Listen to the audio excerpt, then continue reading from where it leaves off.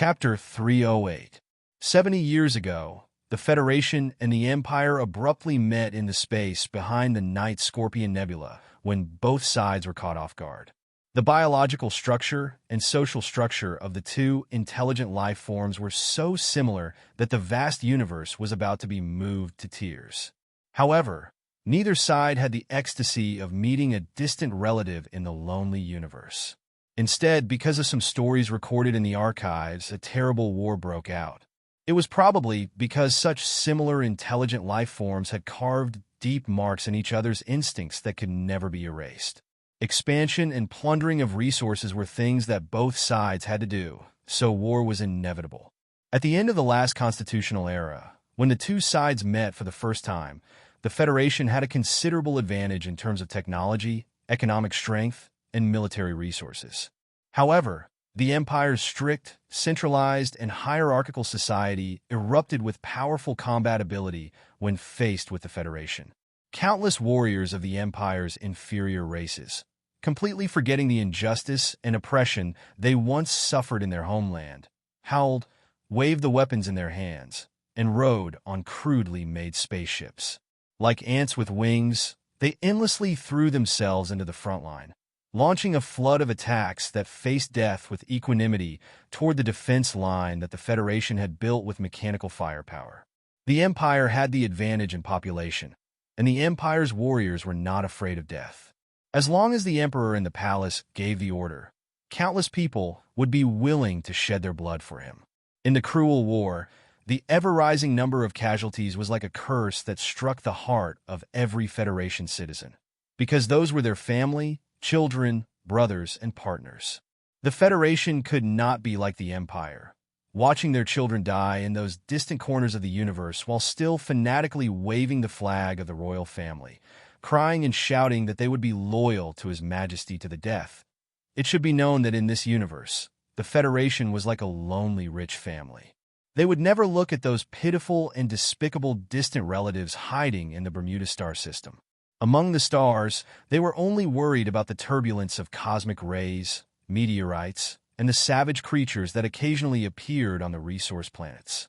There were no truly powerful enemies. After tens of thousands of years, the Federation had gotten used to peace and naturally did not keep too many troops. Therefore, when the Federation discovered that countless cruel and powerful enemies had suddenly appeared on the other side of the universe, they actually could not react in time. Therefore, in the first phase of the war, after the Federation's expeditionary army broke through the Night Scorpion Nebula, they were routed by the Empire's army and retreated to the Westwoods Nebula. While the Federation was resting, gathering troops, and trying to improve the combat ability of the army, the invasion army of the Imperium spent 7 years on a magnificent expedition that bypassed the Night Scorpion Nebula and launched a full-scale attack on the Federation from the side. Under the comparison of military power at that time, if nothing unexpected happened, the densely packed Imperial troops in small warships would easily destroy most of the combat ability of the Federal Army at the front line of the Westwoods Nebula star system. Then, they would go straight to the core of the Federation, the Upperwoods region. Just when the survival of the Federation was on the line, the glory of the Charter that was scattered in the universe began to spread like holy light, shining on the warships of the Empire's invaders. Part of the glory of the Charter was the electronic surveillance network. The Federal Army had enough information feedback in their own territory. Behind the Night Scorpion Nebula, they were no match for the Imperial troops, but on their own land, they had countless pairs of eyes. The Imperial Expeditionary Force, on the other hand, became completely blind. The omnipresent, the glory of the Charter, the omnipotent, the glory of the Charter, the eyes of the universe that the Federation had spent tens of thousands of years to set up with the wealth they had accumulated over tens of thousands of years, finally saved the Federation itself. The Imperial Expeditionary Force suffered a crushing defeat in the Westwoods region and could never set foot in a corner of the Federation again. Since the beginning of the war, this iron law had never been broken. The royal family of the Empire was not satisfied. After countless expeditions, and after millions of elite troops perished in the universe at the edge of the Westwoods region, the Emperor had to admit that as long as the Federation's the glory of the Charter still existed, No matter whether it was a direct attack or a secret infiltration, it would only make his subjects bleed incessantly without gaining any benefits. At that time, a minister suggested that the emperor start the seed plan. Only a few people in the upper echelons of the empire knew about this plan. At this time, the Federation was busy summarizing the war experience and preparing for war. They did not know that an unknown number of poisonous seeds had drifted through the dust between the stars and landed softly and silently on the soft land of the Federation. The peace between the Federation and the Empire had been maintained for many years. The Federal Army, which had grown rapidly in the War of Blood and Fire, had been preparing for a long time. In order to wash away the humiliation of the past, they organized a massive expeditionary force. Two forces passed through the space channel of the Night Scorpion Nebula and Gary Corridor, invading the periphery of the Empire and breaking into the heartland of the Empire. However, the Federation underestimated the Empire's ability to withstand war. They also underestimated the rapid development of the Empire's military technology in the past few decades. In the beginning, the Federation had the absolute advantage by relying on their cutting-edge weapons and powerful space transportation ability. They wiped out one of the Empire's frontier fleets and successfully defeated the entire Empire's 3rd Royal Brigade. However, as the war progressed, the expeditionary force of the Federal Army was caught in the sea of fire of the Empire's all-out war. At this critical juncture, the Empire's Field Marshal launched an extremely risky space jump battle. He used land aviation to forcibly fill in the remaining spare warships of the Empire's fleet and sealed off the exit of Gary Corridor, blocking the retreat of the Federation's expeditionary force. His Majesty, the Emperor of the Empire, personally led the army from the side of the Andan Nebula and landed on the most important transport base planet of the Federation's expeditionary force. He intended to intercept them from the front and back and wipe out the entire Federation's expeditionary force in one fell swoop. Li Pifu, the commander of the 17th Armored Division at the time, shone the brightest in this magnificent battle. The Black M-37 mecha assassinated His Majesty of the Empire. The Federation's expeditionary force took advantage of the chaos on the Empire's side and broke through the outer space blockade. They went around the Night Scorpion Nebula and returned to the hinterland of the Federation. This great battle was called the First War by the Federation because the historians and strategists of the Federation never admitted that the time when the Empire attacked the West Woods was a real war. They believed that the Federation at that time didn't have a decent army at all and only knew peace. The Federation's army gradually grew stronger and stronger amidst the endless battles and bloodshed. Li Pifu from the Lees of Philadelphia also fully displayed his all-around powerful combat ability and outstanding commanding ability in the endless battles. The hat of the God of War was worn on his head, and it remained there until today. After that, there were endless battles and endless deaths. The Empire's magnificent expeditionary force that went around the Federation for many years never stopped. More and more special mecha battalions began to silently pass through the unmonitored areas of the Bermuda star system through the space passageways and arrived at the borders of the Federation. Too much blood, too much death, too much hatred. It was already destined that there would never be true peace between the Federation and the Empire. This was a battle of survival and death. This universe was so beautiful, but it still needed to find a true master, the Bureau of Proclamations report ended. The battle command below the president's official residence was silent. Facing the sinister plan that the Empire had hidden for decades, they felt an unprecedented chill. The important people present all had military experience. No one would feel fear or retreat in the face of the great battle between the Federation and the Empire. However, when they thought about the foresight and cunning of the Empire, how could their hearts not be heavy? A person from the Empire almost became the vice president of the Federation. If this really happened, I don't know how everyone present, including me, will explain this to the citizens of the Federation. How will we explain this to history? The dark-skinned President Pabre looked at the high-ranking officials and generals in the command center and said in a deep voice, regarding the Macklin case, if the Parliament Hill and the Ministry of Justice had continued to investigate, Even if they couldn't expose the Empire's plan, the situation wouldn't have become so dangerous. He only raised his voice slightly. The color of the president's face was extremely good at hiding his true emotions, but the high-ranking officials present could hear the uncontrollable anger in the president's heart. It had only been 5 months since he officially took office, but this president, who was born in the lowest rung of society, had already successfully obtained the trust and loyalty of most of the powerful people in the government. Although the Federation Society was still in an uproar because of Macklin's death, President Pabre was still able to obtain more than 60% of the public support. In the words of political scholars, President Pabre was different from his predecessors. He was a typical strong president.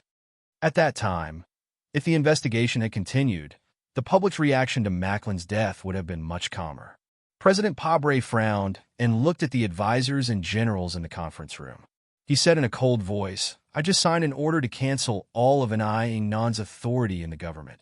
Hearing this, the high-ranking officials around the desk were frightened. Nan, the former Minister of Justice in the cabinet, was responsible for the investigation of the Macklin case. However, when Macklin was about to be brought to justice, he was forced to announce the termination of the investigation because of the disappearance of an important witness of the anti-government army. He resigned in dejection. Many of the important people present knew that the former minister and I had a close relationship with a certain lady. Whether it was the beginning or the end of the Macklin case, the shadow of that lady was behind it. In fact, that lady did this for President Pabre's final victory in the election. After President Pabre took office, Nan, who had made great contributions to the president's election, was naturally appointed again. He was appointed as a special national affairs advisor in the president's official residence. He could participate in national security meetings and was a real popular person in the government. If there were no accidents, after the impact of the Macklin case disappeared, Nan should become a very important assistant to the president. But today, President Pabre removed all of his duties. What did this mean? Did it mean that the president was angry about the Macklin case? Or was it a warning to some of the forces behind the scenes? There was silence in the command center. No one dared to say anything. Medellin is dead, but this is a serious warning to us. The people of the empire have wild ambitions and have never given up the evil idea of invasion. In today's national security meeting, all the important military generals are present. We need to formulate a relevant strategy immediately. President Pabre looked at Commander Zhong of the West Woods Military Region and Fleet Commander Hong Yuliang on the screen. He said, "We don't know when the Empire will attack, but we must know when we have the ability to attack." The atmosphere in the room was tense. Everyone knew that the situation between the Federation and the Empire had to be discussed today. But to prepare for a real war, it would take at least 3 years, and the Empire had been preparing for it all along. First of all, we must cover up the Macklin case. We can't let the Empire know that we're prepared. General Miles knew that he had to be the one to break the silence, because he had already noticed that the ruthless man from the Silin Zhong family on the screen was starting to raise his eyebrows out of habit. As the #1 general of the military, he could not just stand by and watch the Silin military criticize His Excellency the President. The Bureau of Proclamation has been cleaned up internally 3 times. There's no problem keeping it confidential, Cui Zedong replied in a low voice. Senator Macklin died in a terrorist attack. This is the final verdict. Secretary of Defense Zhou Yingxing lowered his head and looked at the document in front of him. His fingers did not tremble at all as he held the document. The special forces sent by the 2nd Military Region and the West Woods Military Region. I have no doubts about the Federation soldiers. General Myers noticed that Commander Zhong's expression on the screen had calmed down a little. He relaxed a little and said, "But those people in Bermuda who got the video of the meeting between Macklin and the Emperor, can we trust them?" "Yes." Director Zhong of the Bureau of Proclamation slowly raised his head and glanced at General Myers. He said, "That's a child of the Bureau." When the long meeting ended, it was already late at night. Zhou Yingxing walked out along the green lawn of the president's official residence. Secretary Jiao followed behind him at a distance, holding a code in her hand.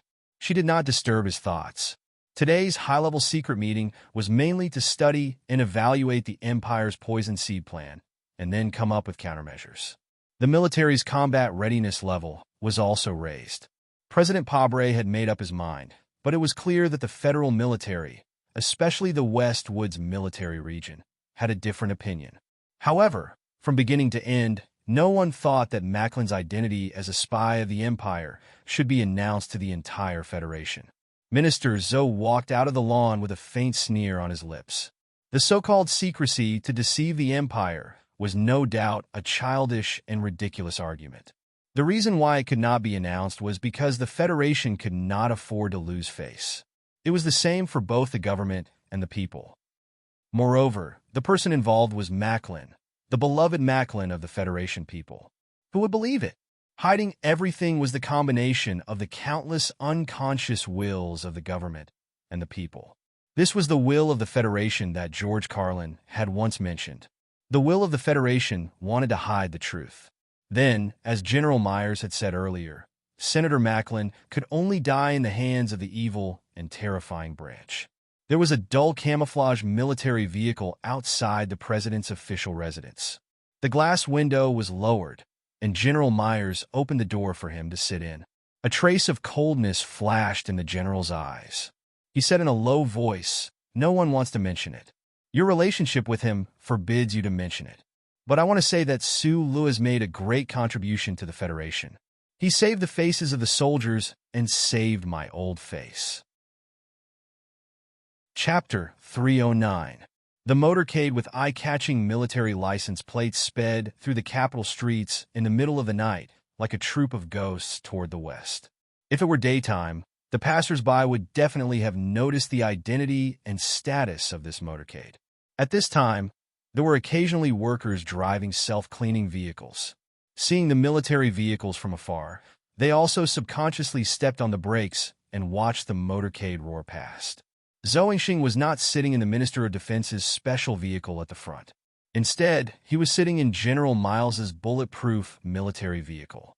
The two important figures of the federal military were looking forward. Their voices were calm as they discussed some matters. "You and I know better than anyone what that pen in front of the president means.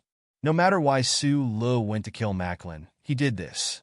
This means that he has made a great contribution to the Federation. Moreover, he is one of the developers of the MX Mecha. More importantly, in the eyes of us soldiers, if this little guy dies just like this, it will be a great loss to the Federation." General Miles's eyebrows glowed under the night light, and a few strands of white could be vaguely seen inside them. He frowned, but then he smiled and said, "The military's war research lab has been analyzing that video for a long time. Recently, those little brats who have been doing exercises have also been studying and analyzing it. How many times have you seen it?" "Once," Minister Zhou replied calmly. "This matter involves the secrets of the Federation. If I see it too many times, the confidentiality will decrease." General Miles laughed. He looked at him with slight ridicule and said, "After so many years, you're still so cautious. You've already thrown the video into the training base. Why are you still hiding it in front of me?" Minister Zhou smiled and shook his head. He didn't say anything. The soldiers of the Federation are forged from iron and blood. Suddenly, a cautious and self-restrained person like you appeared. Of all people in the military, you just had to sit in the position of Minister of Defense. I'm afraid many people in the military would never have imagined this. Admiral Miles looked at him sideways and said slowly, "But I always remember that during the second expedition, if you hadn't forced the fleet to land, my troops would have been finished. At that time, you were waving the pistol on the communicator and yelling at the fleet, saying that if the fleet didn't come down, you would kill everyone in the logistics base. Under such circumstances, how could I not listen to your orders?" Minister Zhou said calmly. With just a few simple words, the two soldiers were pulled back to the battlefield a long time ago. At that time, General Miles was already a powerful figure in a certain frontline army, while Zhou Yingxing was only a chief officer in the logistics department. There was a huge difference in status between the two. No one would have thought that after so many years, the two of them would be on equal footing in the military. More importantly, Even President Pabre and his wife would not have expected that the two big shots of the federal military would have such a harmonious relationship in private, even though they had very little contact over the years. General Miles sat up straight and said coldly, "Back to business. After all, Sulu is an active soldier. How could he just die in the hands of those guys? In order to hide the truth, they let our children be the scapegoat? If this little guy can be polished in the military for a few years, he will definitely shine in the war with the Empire in the future." General Miles thought of the surveillance video of the Foundation building that he had watched many times. He unbuttoned the collar of his military uniform and sighed. How many years has it been since such a fierce guy appeared? I think even that little lunatic Li Feng won't be able to break into the Foundation and kill him. Do you think our teacher back then could do it? The teacher he was talking about was naturally the teacher of the 17th Armored Division many years ago, the current Federation's god of war, Li Pifu. Teacher, of course, has no problem. General Miles immediately overturned his previous doubts and said slowly, "But in the future war, do we still expect our teacher to come out in person? Wouldn't we be ashamed to death?" Zhou Yingxing listened quietly and didn't say a word. He only looked at the quiet street outside the window from time to time. A few glimmers of light flashed in his eyes and then disappeared quickly. "If I remember correctly, that girl of yours seems to be his woman. Under such circumstances, why are you still so cautious and unwilling to come out?" General Miles leaned back in his chair and began to close his eyes to rest. Zhou Yingxing smiled slightly and didn't explain anything. The hug with that little guy in the cemetery was destined to make both sides take the blame for each other. General Miles didn't hear Zhou Yingxing's voice, but he didn't find it strange. He knew that this guy had started out in the logistics department and had always been cautious and solemn in the military. He would never easily express his opinions. Even though he was now the Federation's Minister of Defense, his temperament still hadn't changed. He closed his eyes and said slowly, "Sulu is a talent. He can't die." On the top floor of the Samlin United Bank headquarters building, the pure glass dome and the side walls were as dazzling as a diamond in the dark night. The head of the Li family, Li Yuangong, was still wearing that small black hat and sitting on that old-fashioned chair. It was a stark contrast to the spacious and luxurious office environment on the top floor of the bank. He put down the phone in his hand. The wrinkles on his face didn't relax. Instead, they were squeezed into lines like weathered stone. They were densely packed and full of heaviness. The meeting in the official residence has ended. Senator Macklin has been confirmed to be a spy of the Empire. Li Yuangong took off the small hat on his head and raised the corner of his droopy lips in self-mockery. He said slowly with a hoarse voice, "This is really wonderful. The first time our Li family interfered in the presidential election, we ended up supporting someone from the Empire. There was never an absolute secret in the Federation. An absolute secret like Macklin's true identity might only circulate in a small circle of dozens of people, but it definitely couldn't be hidden from the heads of the 7 families in the Federation. It was because they were all members of this small circle. Li Xiuzhu was like a child who had made a mistake. He lowered his head and stood in front of his old father. His waist was half bent, and his face was pale. His flower-like appearance seemed to be withering. After hearing his father's words, his body bent even deeper. Mr. Pabre is a very wise person. He won't expose this matter. If he does, everyone who has supported Macklin, including our family, will be embarrassed." Li Yuangong coughed lightly and said, "You don't have to blame yourself too much. Mr. Macklin has even fooled the entire Federation, let alone you and me. Don't think too highly of your ability." "I understand, Father." Li Xiuzhu lowered his head and replied. Then he asked, "Sulu's been missing for 5 months. According to the intelligence, Macklin's death should be related to him.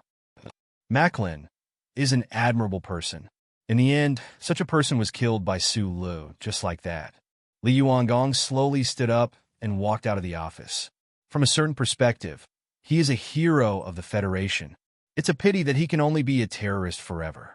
He will be nailed to the pillar of shame in history and then die.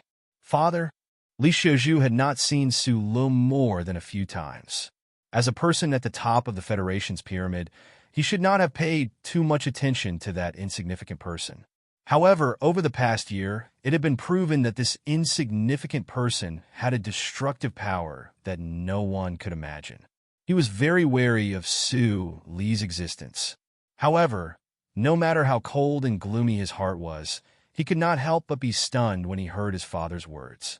A young man who had made great contributions to the Federation could only meet with such a tragic end?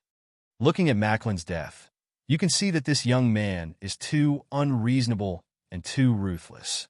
The Federation system cannot tolerate such a person who walks on the road alone. Li Yuangong slowly walked out of the office. His aged voice echoed in the empty room, each word penetrating the heart. Killing people will based on what he thinks is right and wrong. Moreover, he has the terrifying ability to kill people. If such a person is left alive, how many people in the Federation will not be able to sleep peacefully? Including you, this useless father. Think about it. One day in the future, that Sue Lu suddenly thinks that I deserve to die and wants to kill me. How will I continue to live? Macklin was an amazing person. However, such an amazing person had died at the hands of Sue Lu for no reason at all in his own base. This fact made some people in the Federation sigh in admiration and regard him as a heroic figure. However, even more important people, while rejoicing at the safety of the Federation, felt an unprecedented chill toward him and wanted to kill him. In the Federation, there was an old saying that when an ordinary man was angry, the world would bleed. Now, elderly Pifu was admiring the scenery by Lake Feiqing, but there was suddenly another ordinary man. Moreover, this young man did not care about the rules at all. Just like Elder Lee's self-mocking comment, since such a person had made contributions to the Federation by accident, if he were to live or be released, it would only mean that he would be in danger. Other than the federal military, which had been silent, no one, including the cabinet of the government, the insiders on Parliament Hill, and those big families, wanted to see Sue Lu live or be released. They silently watched the Federation hide Macklin's story and coldly waited for Sue Lu to be identified as a terrorist and then die. As long as this insignificant person died, the world would return to normal. Everyone would be fine, and the future of the Federation would be better. However, for Sue Lu and Shi Qinghai, this was a despicable and sad situation that in the macho back mountain manner. Shun Li rubbed between his eyebrows. After finishing the urgent documents he needed to deal with today, he noticed that the email in the lower right corner was blinking. He frowned and opened the email. Looking at the words on the email, he could not make up his mind for a long time. After thinking for a while, he got up and tidied his clothes. He walked around the long corridor and went up to the third floor. Outside the huge kitchen on the third floor, Shinli was holding the documents in his hand. Looking at the back of the lady, he said softly, Bai Yulan wants to come back. He has a comrade who is getting married next month. He doesn't want to miss it. Lady Tai, who was cutting onions, paused on the chopping board. After a while, she said indifferently, This is not a big deal. You deal with it yourself? I'm worried that if he comes back, he might run into Su Lu, Secretary Shin said in a low voice. Lady Tai did not answer. She continued what she was doing with her hands. The sharp knife cut the onions into pieces. She was wearing delicate goggles, so she did not cry. Her face was cold. No one could understand her anger and her gloomy mood. Su Lu was the little guy she had raised up single-handedly.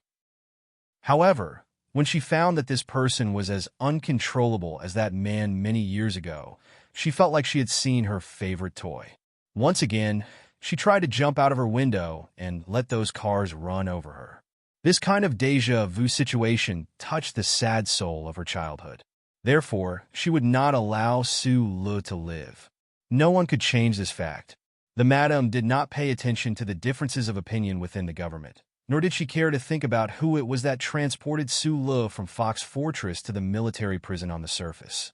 She also did not care who it was that placed that video in the training base to nurture the military's interest in Su Lu. It had nothing to do with Macklin's death. She had Su Li's biggest weakness in her hands. As long as she was willing, Su Lu would definitely die. However, she could still take a look and see just who those people who were stirring up trouble were. Secretary Shun understood the sound of the madam cutting onions. He knew that Su Le would not be able to leave the military prison alive. After a moment of silence, he turned around and left. He sighed softly in his heart that Su Le did not know that he was constantly switching between the two completely different identities of a Federation hero and a terrorist. He also did not have the self-awareness that his life and death were tied to a single line. In the military prison in the wastelands, he often narrowed his eyes and looked at the withered grass that grew crazily outside the window. From time to time, he would lower his head and stroke the bracelet on his wrist, waiting for the right moment. Uncle had taught him to never entrust his life and death to others. Therefore, even though Su Songzi had brought him some obscure information a few days ago, letting him know that there were people outside the military prison who were trying to get him out alive, he still firmly and silently carried out his plan. It was a pity that the security in Qingqing prison was too tight. That omnipotent old thing never said a word about his naughty request to help him escape. The reason he took such a huge risk to escape was because Su Le knew that the madam wanted him dead. That madam knew his greatest secret, a secret that could break the Federation's the glory of the Charter. Anyone who possessed this secret had to die. Even if he was the Federation's president, there was no exception. The intense pain under his skin woke Su Le from his thoughts. The bloody foam in his mouth had a slightly sweet taste. His blurry vision only focused after a long time. He clearly saw the cold and indifferent official from the Federation's Investigation Bureau in front of him. This was an interrogation room. He was currently being investigated by the Federation's Investigation Bureau. It was an exceptionally terrifying investigation. Chapter 310.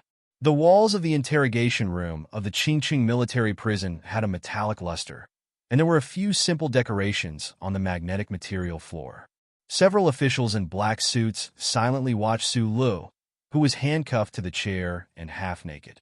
In the quiet room, only the sound of electric current and the faint, painful groan from his dry lips could be heard. The spikes that were injected with electric current struggled and shook under Su Le's naked skin, transmitting the pain into his body, but also made his mind more clear. He hadn't slept for a few days, and his mental state was on the verge of collapse. At this time, the pain was added to his body, but he could slowly raise his head and squint at the officials. His eyes were calm, but filled with pain. After Su Songzi made him sign the legal documents, it was followed by the interrogation from the government. The investigation of the terrorist attack on the Golden Foundation building finally entered the stage of questioning the suspect. This was already the fourth day of the Federation Investigation Bureau's interrogation. Although in these 4 days, he had experienced unprecedented mental and physical torture, he remembered the message that Su Songzi passed to him and had maintained absolute silence. An official looked at Su Le, who was bleeding on the chair, shook his head at the superior beside him, and turned off the instrument beside him. The current output at this time had greatly exceeded the upper limit of the Federation Investigation Bureau's daily use, but the suspect still refused to speak. Although the official in charge of the investigation knew that Su Le was a captain of the federal military, he still couldn't understand how he could survive these days of torture. "It's been 4 days, and I haven't introduced myself." The thin official of the Federation Investigation Bureau had a pale face and deep, cold eyes. He took off his white gloves, walked in front of Su Le, raised his chin with a finger, and said, "I am the director of the 4th Department of the Federation Investigation Bureau. I am fully responsible for investigating all matters related to the Green Dragon Mountain. I know your identity, but under my hands, don't expect anyone to be able to save you. This is a very boring threat, and I know this." The director of the General Hospital waved his hand and signaled for his subordinate to turn off the light in the interrogation room. He turned on the table lamp and shone it on Su Le's bloodied face. "Actually, it doesn't matter if you admit it or not. You've already killed so many people, and you even dared to kill agents of the Special Task Force. Do you still expect to get out of here alive? By the way, I forgot to tell you that I was also in charge of the Linhai State Gymnasium case last year. I know what kind of role you played in that case, but now we are enemies. Don't forget, there were 7 officers from the 2nd MR who committed suicide in the end. Do you think you can last longer than them?" The director of the general hospital loosened his fingers and let Sue Lee's head fall limply as he said with a smile. After saying this, he picked up the white gloves on the table and wiped the blood off his hands. He said to his subordinates, "I'm going to get a cup of coffee. You guys treat the kid's wounds, but be careful not to let the kid fall asleep." The officers in the room nodded and began to scrub Sue Lee's body with clean water. Then, they used the military-provided polymer medical spray to quickly treat the small wounds on Sue Lee's skin. However, the blazing light was still coldly shining on Sue Lee's closed eyes. The headphones in his ears were still playing terrible noises that sounded like the cries of ghosts and rats that an hour later. The director of the general hospital finished his coffee and took a nap on the sofa. Then, he walked back to the interrogation room. He looked at his subordinate who was checking Sue Lee's eyes and said with a gloomy face, "You've already broken the record?" "Yes." The subordinate smiled bitterly and said, "I don't know what the result of the interrogation is. Did they also break the record?" The director of the general hospital said with a gloomy face, "Sure, Qinghai is the best special forces member in the Bureau. Plus, he has been trained by the anti-government forces for a long time. I'm afraid he won't get the result faster than us." The electric current was turned on again. Su Lu, who was half asleep, couldn't control his instinct. He groaned in pain. The veins on his neck bulged and beads of sweat flowed down from his forehead. The director of the general hospital moved a chair and sat in front of Su Lu. He looked down at the heavy magnetic shackles on Su Lee's ankles and subconsciously touched his nose. If it weren't for the safety measures of Qingqing prison, he wouldn't dare to get so close to this dangerous person. Su Lu opened her eyes and stared at him, a trace of viciousness flashing past her eyes. "Revenge? Unfortunately, you won't have the chance to take revenge."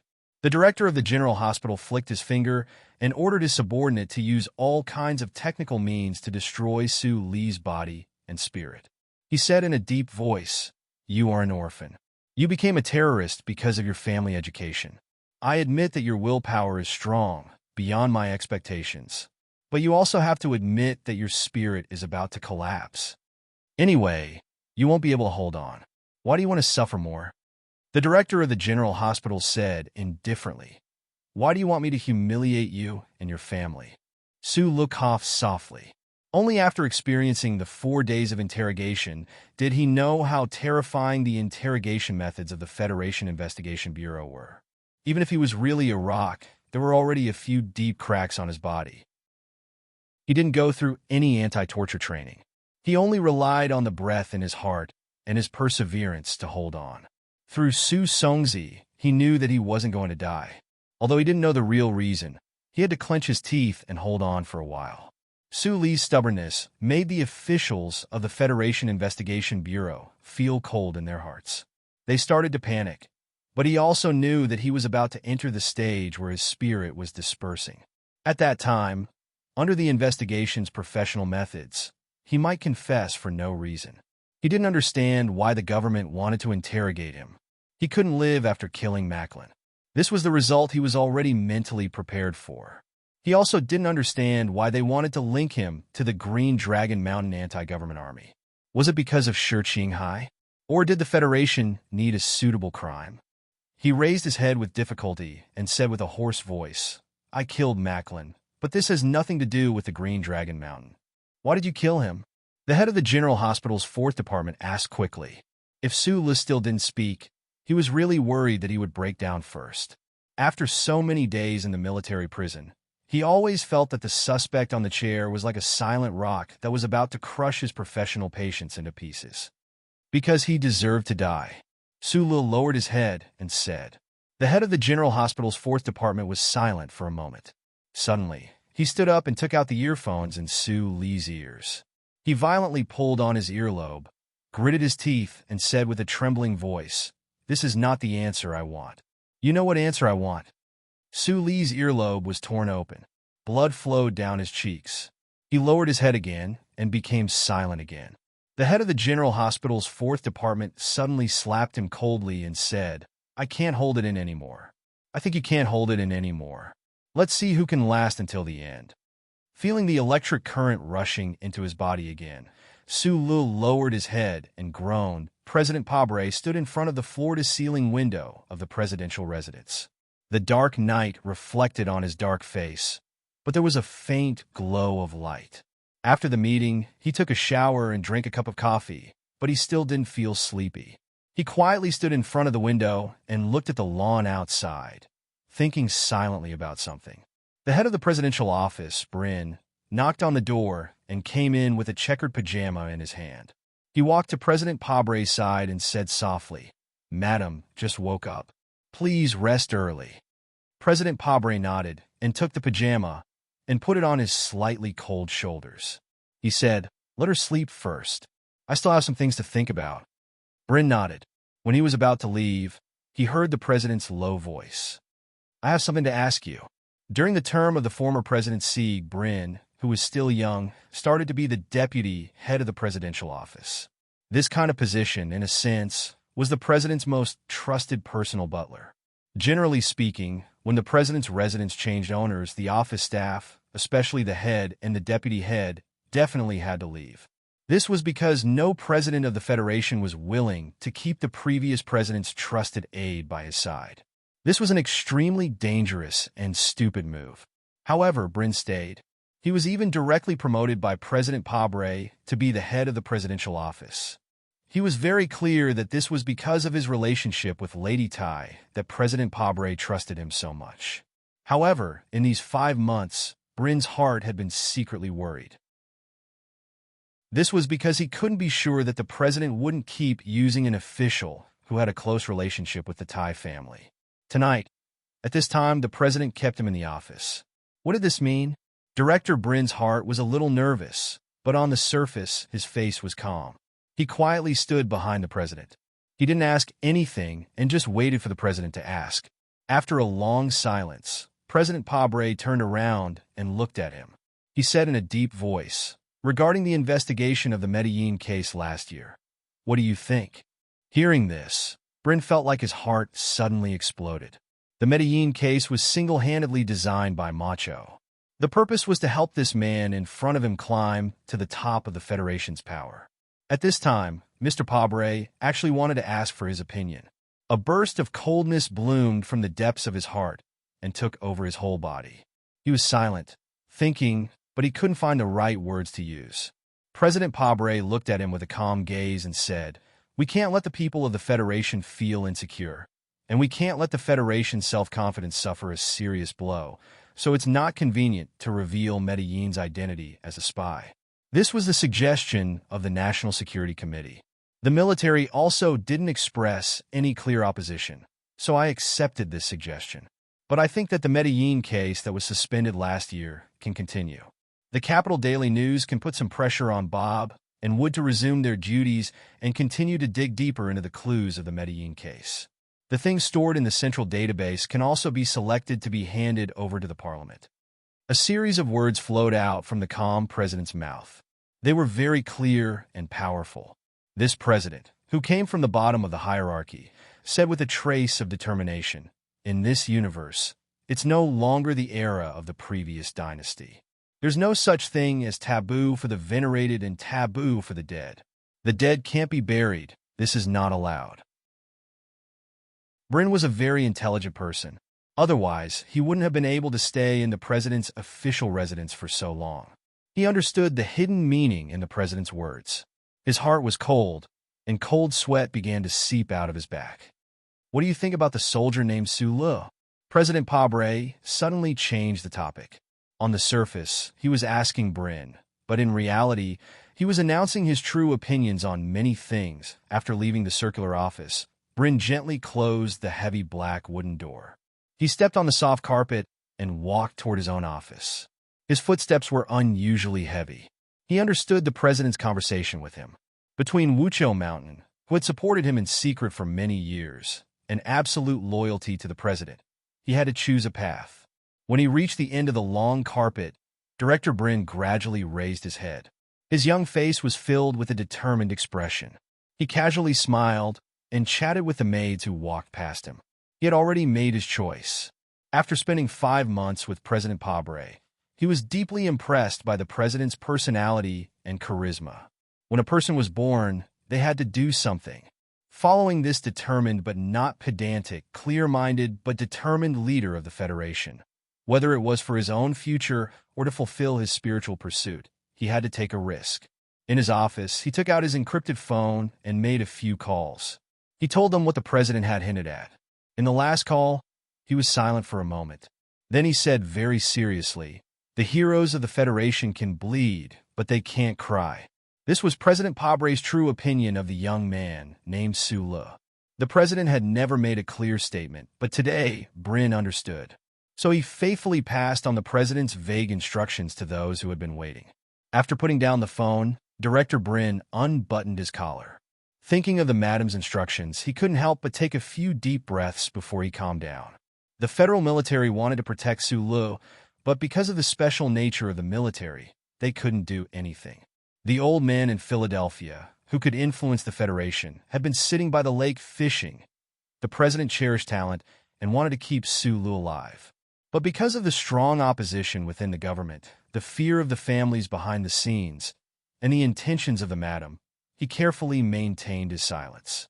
When Mr. Pabre became the president of the Federation, the madam and the great power she represented played a very important role.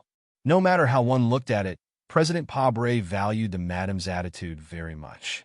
Holding the phone with his sweaty hand, Bryn lowered his head and sorted out the things he had thought about before. He couldn't help but sigh softly. The young man, named Sulu, had circled around such a complicated problem. But he had pushed himself to the front. The interrogation in the military prison had entered the last 2 hours of the fourth day. The director of the 4th Department of the Investigation Bureau of the Federation's eyes were red, and his hair was messy. He forcefully tore open the button on his neck and roared angrily, "Did you grow up eating shit? The Ministry of Defense only gave us 7 days. Where did all of your expertise go?" The professional interrogation experts in the room silently operated the equipment in their hands. No one dared to answer because they didn't know how to answer. Why did this guy not break down when he had clearly exceeded the limits of human beings? The current increased again. Sulu, who was sitting on the chair and covered in blood, suddenly laughed vaguely. His laughter was a little strange. He couldn't hold on any longer. The director of the 4th Department of the Investigation Bureau waved his hand and signaled his subordinates to adjust the intensity of the current to the appropriate position. Then he walked in front of Sulu, frowned, and carefully listened to Suli's vague words. Sulu straightened his head with difficulty and looked at the face of the official in front of him. His heart was full of cold emotions. In order to hide himself, in order to escape the prison, he had endured for a long time. But at this time, the noise in his mind and the silence of the old man made him know that if he continued to endure, he would only be able to endure until he broke down. When I was young, I was actually very naughty and very good at saying strange things. He narrowed his eyes, looked at the face of the old man, and said in a low and hoarse voice, "But I don't know why. Later on, I became quieter and quieter. Probably after I followed Uncle, he said more and more strange things about this world. I wanted to be an audience, so I had to say less and less. Young man, wake up." The director of the 4th Department of the Investigation Bureau patted Suli's face and whispered softly, "We'll talk about your childhood story later. Let's talk about what happened 5 months ago." "Don't hit me anymore." Sulu did not speak according to his wishes. Instead, he stared seriously into his eyes. "Don't be fooled by my silly smile. I look honest and kind. Actually, I'm a very vengeful person. Otherwise, why would I want to kill Macklin? Now, I want nothing more than to break your face. If you hit me again, I'm afraid I won't be able to stop myself from killing you." The director of the Investigation Bureau smiled brightly. His face was pale and haggard from sleep. He did not need to be hit to look strangely scary. Suppressing the anger in his heart, he widened his eyes and asked with a strange smile, "Is that so?" He grinned, revealing his white teeth. He raised his right hand and started to slap Suli's face. Slap, slap, slap, slap, slap. The slap on the face became heavier and louder. Blood dripped from Suli's lips, but he did not seem to feel anything. He just stared at the cold and crazy face of the official through the bright light. His face was red and swollen. Su-lu thought about how after he escaped Dong Lin, due to his identity as a fugitive, he had become quieter and more well-behaved. Occasionally, he would go crazy. I talk less and less, and I don't know how to speak anymore. He coughed out 2 mouthfuls of blood and said, even though I've read many books, I don't know how to express myself. What are you trying to express? The director stopped slapping and coldly signaled for his subordinate to give him a handkerchief to wipe his face. Su-lu, who was sitting in the chair, paused slightly. He lowered his head and said, I'm used to doing and not saying. After saying that, his pupils in his narrowed eyes suddenly shrank. At the same time, his pale face that was stained with blood started to redden rapidly. His body, which was tightly attached to the chair, started to tremble violently. Director, should we stop for a moment? The official in the room noticed the change and quickly suggested, after so many days of strong electrical stimulation, I'm worried that he won't be able to hold on. The director of the investigation bureau stared at Su-Li's pupils and rapidly trembling body and said indifferently, just make sure that he can't hold on. Director, according to the medical records of the suspect, he has epilepsy. If he really dies, how are we going to report this to the higher-ups? The subordinate reminded him with a trembling voice. He wants to pretend to be dead, but unfortunately, he doesn't look good. He pretended to have diarrhea. Do you want to poop in your pants? The director of the investigation bureau looked at Su-lu, who was twitching in the chair, and said coldly, let me tell you, there have been more than 20 people who have done this in front of me in order to get some time to rest. You can try. Suddenly, Su-Li's body stopped trembling. He closed his eyes tightly and then opened them. He looked at the director without any expression. With a crisp sound, the alloy handcuffs that handcuffed him to the chair suddenly broke. Then, the magnetic alloy shackles around his ankles broke free from the attraction of the magnetic floor and lifted up like lightning. Su-lu raised his feet that were shackled with heavy alloy shackles and kicked the chief of the General Hospital's 4th Department right in the face. A stream of blood spurted wildly in the dark air. Under the illumination of the blazing lamp, it scattered in all directions like a flower blooming. In this slow-motion scene, the director of the Investigation Bureau of the Federation didn't even make a sound before he was kicked into the wall with a huge force. With a loud bang, he was knocked unconscious on the ground. Su-lu was still sitting on the chair. Just as he finished kicking his feet in the air, he was pulled down by the strong suction force of the magnetic ground. With a muffled thud, his feet stomped on the ground fiercely. The huge impact made his calf muscle fibers feel sore and numb. The combination of the magnetic area and the felon shackles was the most stringent security measure in Qingqing military prison. Over the past few decades, perhaps only Su-lu had enjoyed it, especially in the interrogation room. Through the electric control, the magnetic area's power was enough to hold the felon who was shackled in place like a nail stuck into a piece of wood. Who would have thought that under such safety measures, Su-lu, who looked like he was on the brink of death, was actually able to forcibly break through the powerful suction force and lift his leg? The remaining few officers of the Investigation Bureau of the Federation looked at this unbelievable scene and suddenly froze. They subconsciously wanted to shoot Su-lu, who was sitting in the chair, but then they realized that their guns had already been taken away by the prison. Su-lu, who was sitting in the chair with a pale face and covered in blood, narrowed his eyes and looked at the officers in the room. Looking at the unconscious director in the corner, his mood was as good as if he had just finished going to the toilet. He said in a hoarse voice, I don't want to talk. He is too long-winded, so I can only ask him to shut up. Chapter 3:11. Su-lu silently stood in front of the window, looking at the wild grass. The grass was green, but because it was particularly messy, there was not much of a gentle spring feeling. He did not know how wide the Qingqing military prison was, nor did he know what dangers were hidden in the seemingly quiet and desolate fields and forests. But before he was interrogated, he was prepared to try to escape at all costs. However, this plan had to be temporarily put on hold. That day, when he knocked out the director of the Federation Investigation Bureau with a kick, Su-lu thought that he would be greeted with the most severe punishment from the prison. And under the tense situation at that time, The Federation officials responsible for interrogating him would make him pay an extremely heavy price.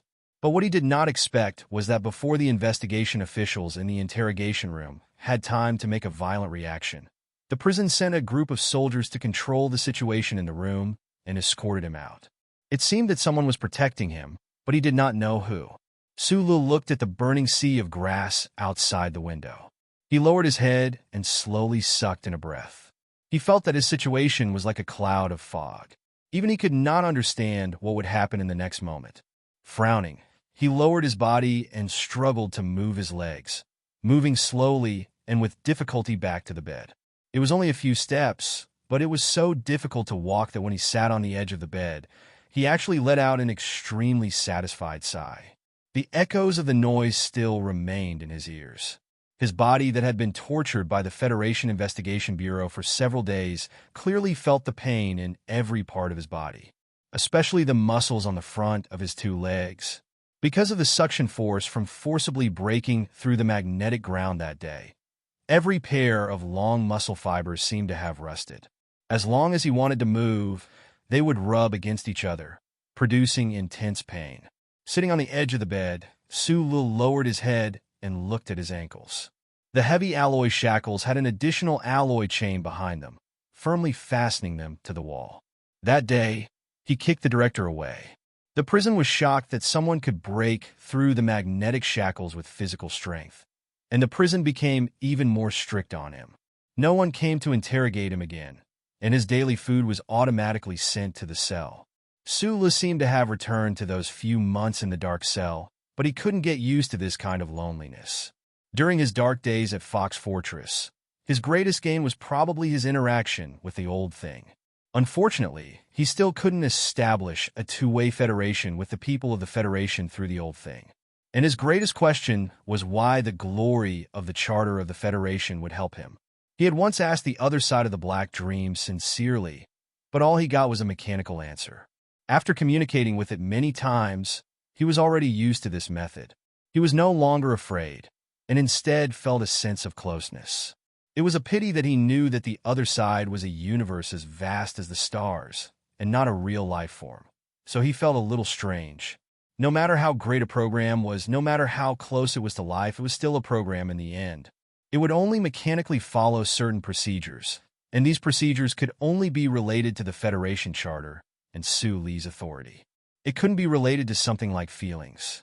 Relying on his intuition and deduction ability as an engineer, Su Lu was gradually able to deduce that the Federation computer would occasionally help him, occasionally assist him, but it wasn't like the gun in his hands that would take whatever he wanted. It was probably because of the strange experiences he had in the past, the disguised chip behind his neck, the past coma, and the active contact in the Black Dream. The occurrence of these strange things might have been a logical error in the Federation computer's program, or it might have been some kind of built-in fixed program. Sulu just didn't understand the truth. Using a certain Federation proverb, it went like this: if you can't understand, can't touch the truth of the matter, then just enjoy the surface of the matter. Sulu was doing exactly that now. He gently stroked the bracelet on his wrist, a hint of a bitter smile appearing on his face. The faint metallic luster of the bracelet was not eye-catching, and the design was also extremely simple. Without the help of equipment, it would be very difficult for a normal person to tell that the seemingly fine patterns on the bracelet were actually two lines of poetic language. During the process of being imprisoned by the Federation, the bracelet on Su Li's wrist had been examined many times, but no problem had ever been found. Because the bracelet couldn't be taken off, the military prison had no choice but to let him carry it around. In the entire universe, Su Lu was probably the only one who knew what kind of secrets and wisdom were hidden in this ordinary-looking bracelet. The bracelet also had a function that often made Su Li's back break out in cold sweat. Early on, after the knife light on Tiger Mountain Road, he had already discovered that the bracelet left behind by Uncle Feng Yu actually hid the secret architectural compositions of countless famous and not famous gloomy prisons of the Federation.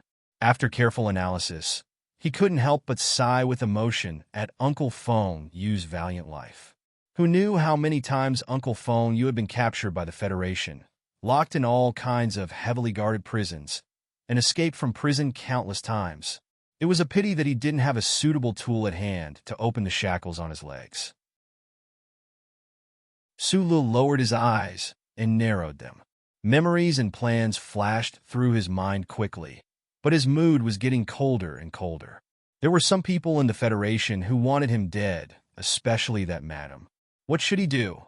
In the interrogation room, Sulu kicked a high-ranking official of the Federation Investigation Bureau flying and spitting out blood.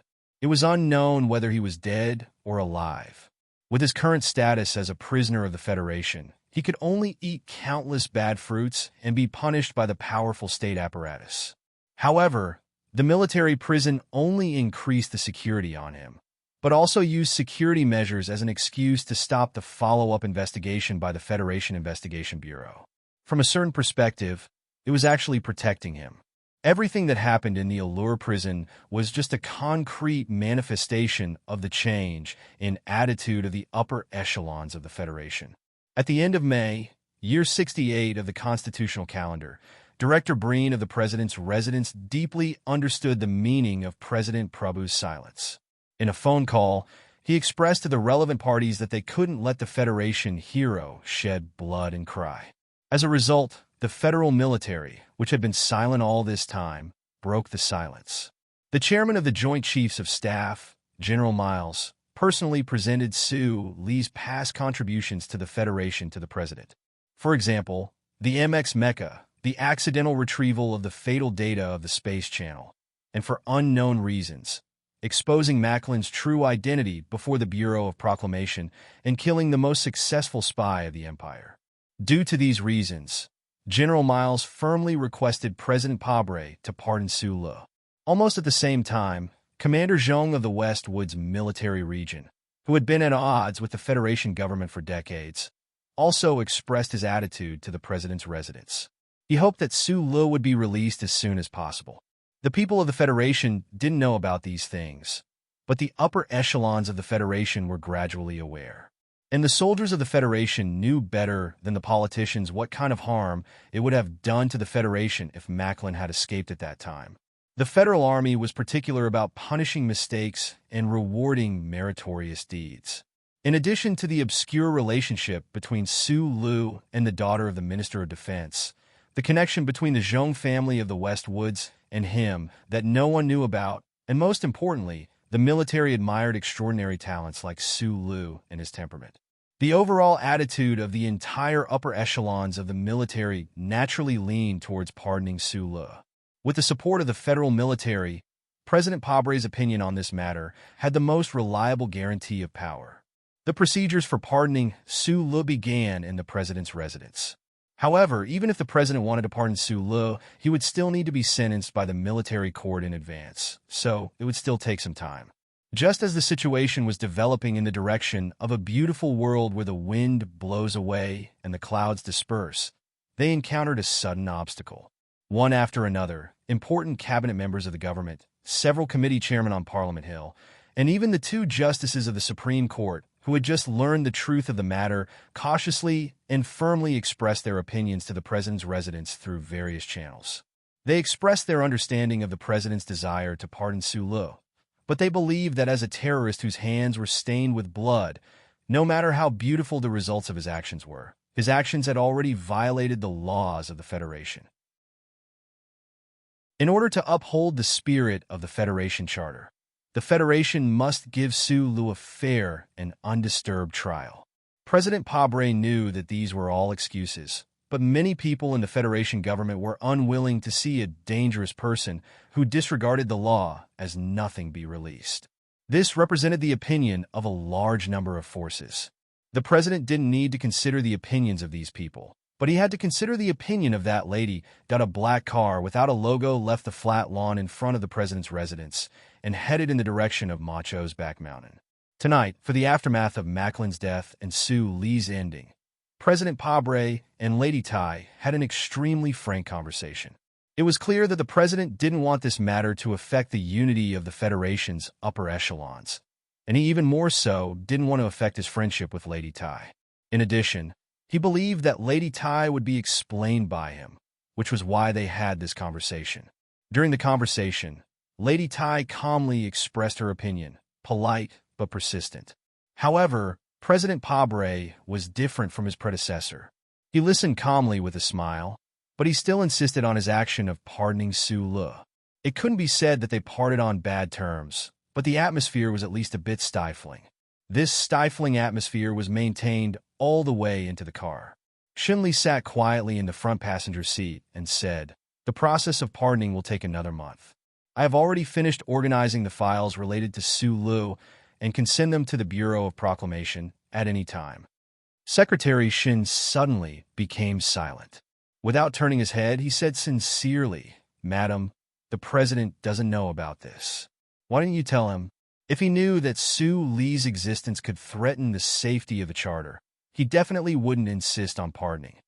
Lady Tai, who sat in the back, wore a dark brown windbreaker. Her hands were naturally spread out by her side. Her expression was cold and calm. She didn't get angry because the president refused her opinion. When she heard Xun Li's words, her thin eyebrows trembled slightly on her well-maintained face. She said slowly, "Don't discuss this topic in the future." When Secretary Xun heard the calm words, he suddenly felt his body become a bit cold. He subconsciously looked out the window, but he found that the window was tightly closed. No wind blew in. Of course, it was already late spring. Even if the night wind blew in, it would only be warm.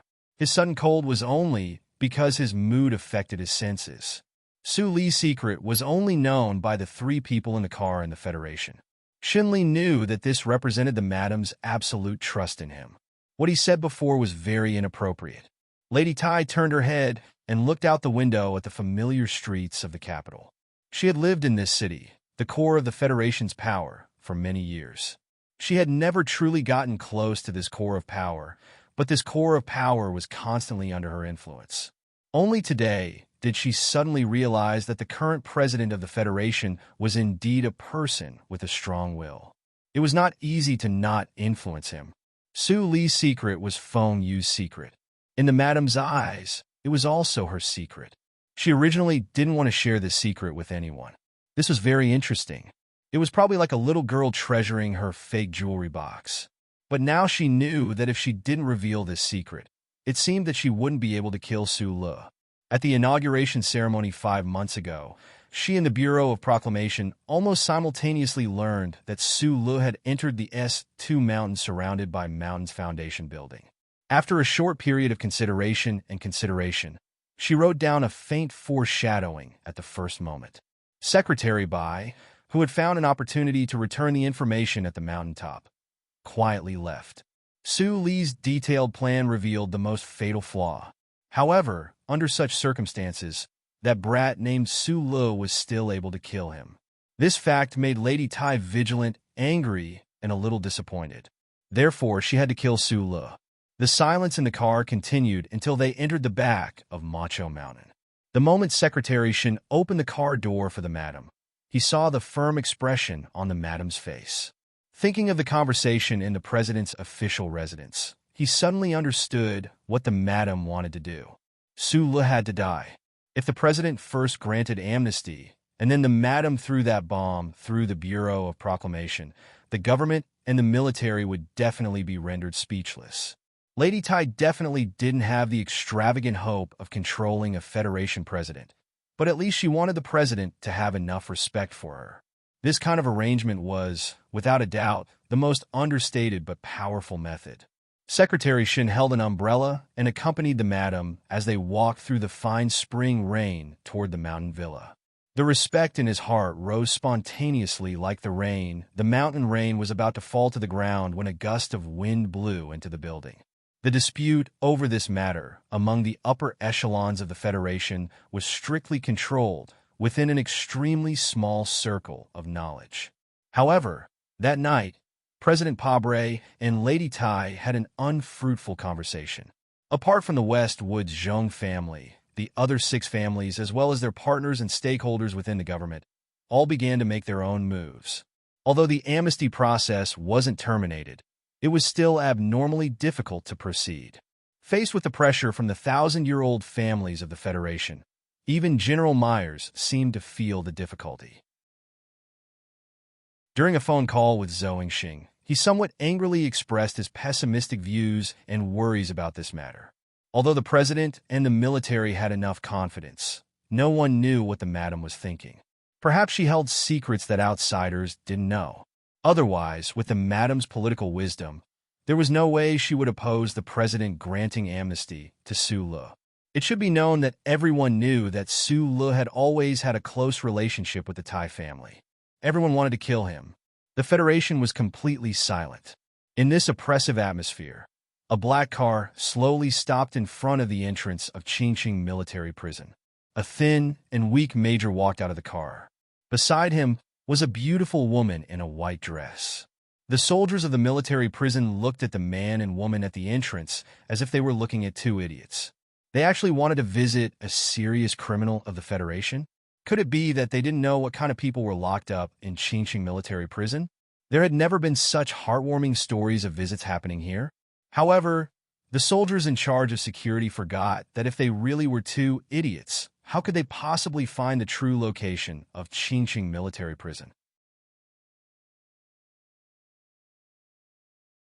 Chapter 3:12. It had been many years since a visitor had come to Qingqing military prison. The soldiers in charge of security looked at the man and woman at the door with a strange expression. Before the sarcasm in their eyes could melt away, they were shocked and suspicious when they saw the file handed to them by the young major. The officer who came after hearing the news looked through the file seriously with a headache. He found that these thick files were indeed written authorizations jointly issued by the Ministry of National Defense, the 1st Military Region, and the Ministry of Justice. However, he did not dare to make the decision. After all, this prison was completely different from other prisons in the Federation. For many years, there had been no visitation rules. Among the strict security measures, there were no regulations for visitation. Although the thin and weak young major in front of him followed the relevant regulations of the Federation, the military prison had not encountered such a situation for many years. The officer could not confirm that these procedures were legal and reasonable. He did not have the courage to welcome the first visitor to Qingqing military prison in many years just by relying on these documents.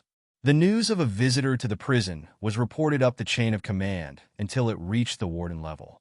Not long after, the soldiers at the gate of the military prison were surprised to see a fat warden in a military uniform running all the way to the entrance.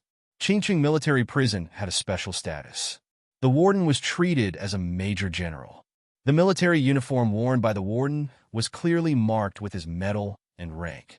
The fat warden rushed in front of the thin young officer. Thinking of the phone call he had received earlier, he subconsciously wanted to salute the young officer. But then he remembered that the young officer was only a major after all. His right hand that was about to be raised dropped unnaturally. The warden took out a handkerchief and carefully wiped the sweat on his forehead. He said to the young major in a low voice, "Major, Yuan, I just received a call from you. I didn't have time to prepare. Please excuse me." Although the warden was treated as a major general, he had been guarding the military prison in the wasteland for many years. In fact, he was just a marginal figure in the military. Today, he suddenly welcomed an important guest who could change his life. He could not help but feel a little excited and flustered. Even though he was excited and panicked, he still had to follow the procedures. The federal military had always been strict in terms of discipline. The young major with a special identity also knew this. After smiling, he handed the documents that he had checked earlier to the warden. A few minutes later, the soldiers and officials at the main entrance of Qingqing military prison watched as the warden personally welcomed the young man and woman into the prison. The shock in their hearts was indescribable. They couldn't help but wonder who on earth had come to receive such treatment and authority. Taizi Yuan's Special Forces team was transferred back to S1 to rest and reorganize after completing the secret mission assigned by the Bureau of Proclamation. A few days ago, the entire team represented the 2nd Military Region and participated in the Federation's anti-terrorism exercise. Because of his excellent performance in the exercise and the overall score of the General Staff Headquarters, he was promoted to Major by the Ministry of Defense. Following the warden in the long and dark tunnel, He lowered his head and looked at the clear, magnetic material of the tunnel under his feet. A trace of indescribable emotion appeared on his slightly pale face. He wondered how that guy was doing after being locked up here. The Tai family had a terrifying influence that no one in the Federation had ever truly encountered. Whether it was the government or the other families of the 7 major families, they all maintained enough respect and vigilance towards this family of the former dynasty that did not have a prosperous population. As the young master of the Tai family, he had enough power to break some of the Federation's rules. However, he had always been a citizen of the Federation and maintained respect for the laws of the Federation's charter. Therefore, this time, when he came to Qingqing military prison, he spent a full month to apply for the complicated review documents. The laws of the Federation did not prohibit visits in military prisons. Tai Ziyuan took advantage of this. However, the problem was that he knew very well that this was unprecedented. Whether it was the Ministry of Defense or the Ministry of Justice, those officials had somewhat reluctantly approved his application because there was a tie in the applicant's name at the end of the document. Even the warden who was leading the way in front of him was the same. If it wasn't for that phone call, even if he came with a few lawyers of the Federation, how could he enter Qingqing military prison? Thinking of this, Tai Ziyuan's expression calmed down a little. There was only a long table in the room and a few chairs fixed to the ground. The walls were made of alloy, and the ground was mixed with magnetic material of the tunnel. Tai Ziyuan asked the beautiful lady beside him to sit down first. Then, he sat on his own chair and silently waited for that guy to appear. While waiting, he thought of the strict security measures he had seen along the way. He couldn't help but feel a little speechless. As a god's favored child, although he had also experienced the baptism of blood and fire in Huanshan 4 states, this was the first time he carried out such a sinister destruction of freedom. It was inevitable that he felt a little strange. Not long after, along with the dull sound of metal colliding and the sound of shackles dragging on the ground, Su Lu, whose freedom of movement was strangled by various security devices, followed behind the warden. He slowly and painstakingly walked into the room. Su Lu looked at the man and woman across the table. His footsteps suddenly froze in place. When he received the notice from the prison, he thought it was a follow-up interrogation by the Federation Investigation Bureau, or that Su Songzi had come again to report some information. However, he didn't expect that the person who came today was a pure visitor. It was the guy he hadn't seen in a long time. Su Lu looked at Tai Ziyuan across the table, shook his head with a smile, and sat down. During this process, the smile on his face was in full bloom. It was incomparably joyful and sincere. Coupled with his smiling eyes, he looked somewhat cute and silly. Tai Ziyuan stared at the smiling Su Lu in front of him. His face was cold and indifferent. After a while, he said seriously to the warden, "General, can I talk to him alone?" This didn't seem to be in accordance with the regulations. However, Qingqing prison didn't seem to have any regulations regarding visits. The point was that the warden knew very well that Su Lu was an extremely dangerous person. He really didn't feel safe leaving the crown prince and that delicate beauty alone in the same space with this person. If something happened, how could he explain to the Tai family, to the military, and to the president? Therefore, even though the warden was very happy to hear the crown prince call him general, he still hesitated and didn't immediately agree. "I have a good relationship with him. I don't think he's crazy enough to kill me," Tai Ziyuan said calmly. The warden pondered for a moment and said, "Okay, but the prison will monitor and record the whole process. I hope you understand." "Thank you." Tai Ziyuan bowed slightly to express his gratitude. There were only 3 people left in the room. It was the first time the enchanting beauty had come to such a place. Her gentle eyes were filled with curiosity and nervousness. She timidly looked at the young prisoner across the table who was wearing handcuffs and leg shackles. She felt that she had seen him somewhere before. But what she thought more was, what kind of vicious and evil person was this person? He was actually locked up in such a dark place by the Federation. Why did this noble person beside her come to visit him? And why did she have to bring her along? The 2 young men in the room didn't care about this girl's thoughts. They only looked at each other. The smile on Su Li's face grew wider and wider. In the end, he actually laughed out loud and kept shaking his head. He seemed to be extremely happy. Looking at this scene, Tai Ziyuan's face grew colder and colder.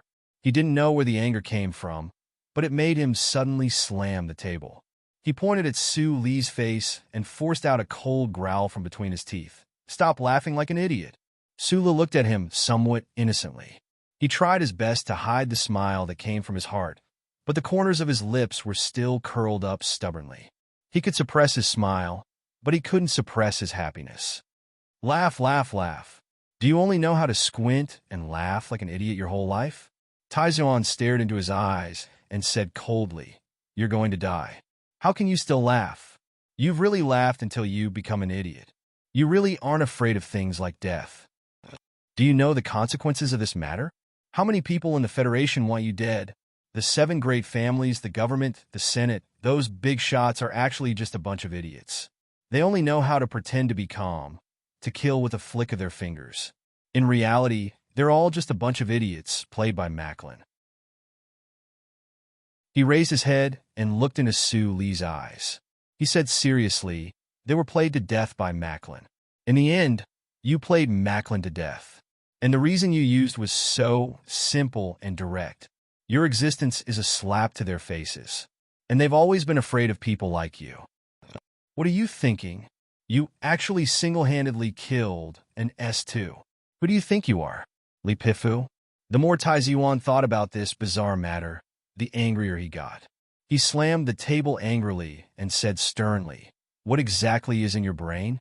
The pear blossoms and snow from Yue University have all been stuffed into your brain. You only know about romance?" Su Lu stuttered and objected. This matter did not seem to have anything to do with romance. If it's not romance, then it's white clothes whiter than snow. With an ancient sword in hand, you want to protect the peace of the universe and the justice of the world? Tai Ziyuan waved his hand and said angrily, "Zhang Xiaoming is not dead. What the hell does Macklin have to do with you?" The beautiful girl beside him looked at Tai Ziyuan in shock. She had not seen him many times, and this was the first time she saw him so angry. She could not help but be even more confused about the real relationship between Tai Ziyuan and the prisoner. "Today, I'm here to ask you one thing. You want to kill Macklin. How much of it was because of the crime he committed? Or is it that subconsciously, you still want to prove something to Zhang Xiaoming? You want to prove that you're more violent, more revolutionary, and more righteous than the anti-government forces? Don't say that Macklin killed people, but the Federation's laws are useless against him, so you want to enforce justice on behalf of the heavens. He deserved to die, but what about you? How many people did you kill in the Foundation building? How many people died in the Federation's riots in the past few months?" Tai Ziyuan's face was slightly pale. He stared into his eyes and said, "This universe does not need such a hero. You should not be such a lonely hero. You are not a hero. You are not even a good person. Maybe you just like the feeling of killing people." Tai Ziyuan raised his hands and said mockingly, "What do the soldiers who know about the training base say about you after seeing the surveillance video of the Foundation building? A cold-blooded killer. Subconsciously, Zhang Xiaoming, cold-blooded?" The smile on Su Li's lips gradually disappeared. He quietly looked at Tai Ziyuan across the table. He narrowed his eyes and seriously recalled his thoughts at that time. He confirmed that his starting point was very simple and did not need to discuss psychology. Only then did he let out a sigh of relief. From the moment Su Lu entered the room, Tai Ziyuan never stopped talking. He did not give him a chance to refute. Su Lu also tactfully kept silent because he knew where Tai Ziyuan's anger came from. Of course, he also knew that this friend he had not seen for a long time could enter the heavily guarded military prison. Naturally, it was not just to vent his anger by scolding him from afar. In fact, when he saw the beautiful girl in a white dress beside Tai Ziyuan, Su Lu felt something. That girl was Bai Qi, the former top girl of the Linhai Star Club and Tai Ziyuan's first woman. These represented that Su Lu and Tai Ziyuan were not that distant, but they felt like distant memories.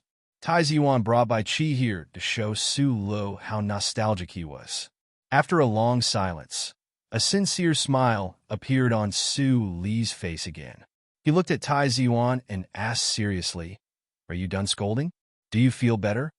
Tai Ziyuan looked at the bright smile on his face and waved his hand in annoyance. "Almost. Then I'll say a few words," Sula said with a smile. "I'm an orphan. My childhood was probably unimaginable to you, so don't look at me all the time. Sometimes, when I'm impulsive, I become the ferocious young man I used to be. I don't even blink when I kill people. When I was locked up in Fox Castle for a few months, no one talked to me. I often talked to myself. Come to think of it, I'm definitely not the good person that I once wanted to be. Yes, I'm a murderer now. In fact, I was already a murderer when I was in my teens. But murderers can also have their own moral standards, although the term moral standards sounds a little too mysterious." Sula looked at Tai Ziyuan's face and said seriously. If Tai Ziyuan had not come to see him personally, he might not have bothered to say these words to anyone. He really did not need to explain what he did. He just wanted to explain it to his trusted friends. Killing Macklin has nothing to do with Zhang Xiaoming. It has nothing to do with the terrorist attack at the concert. It doesn't even have much to do with the innocent victims. I just want to do something that meets my own standards. Sula said seriously. Every time I think of breathing the air that Macklin once breathed, I feel unduly depressed. I want to meet my own standards. I want to have fun. Tai Ziyuan lowered his head and listened to what he said seriously. Finally, he could not help but smile faintly and said, "You're having fun. What about the others?"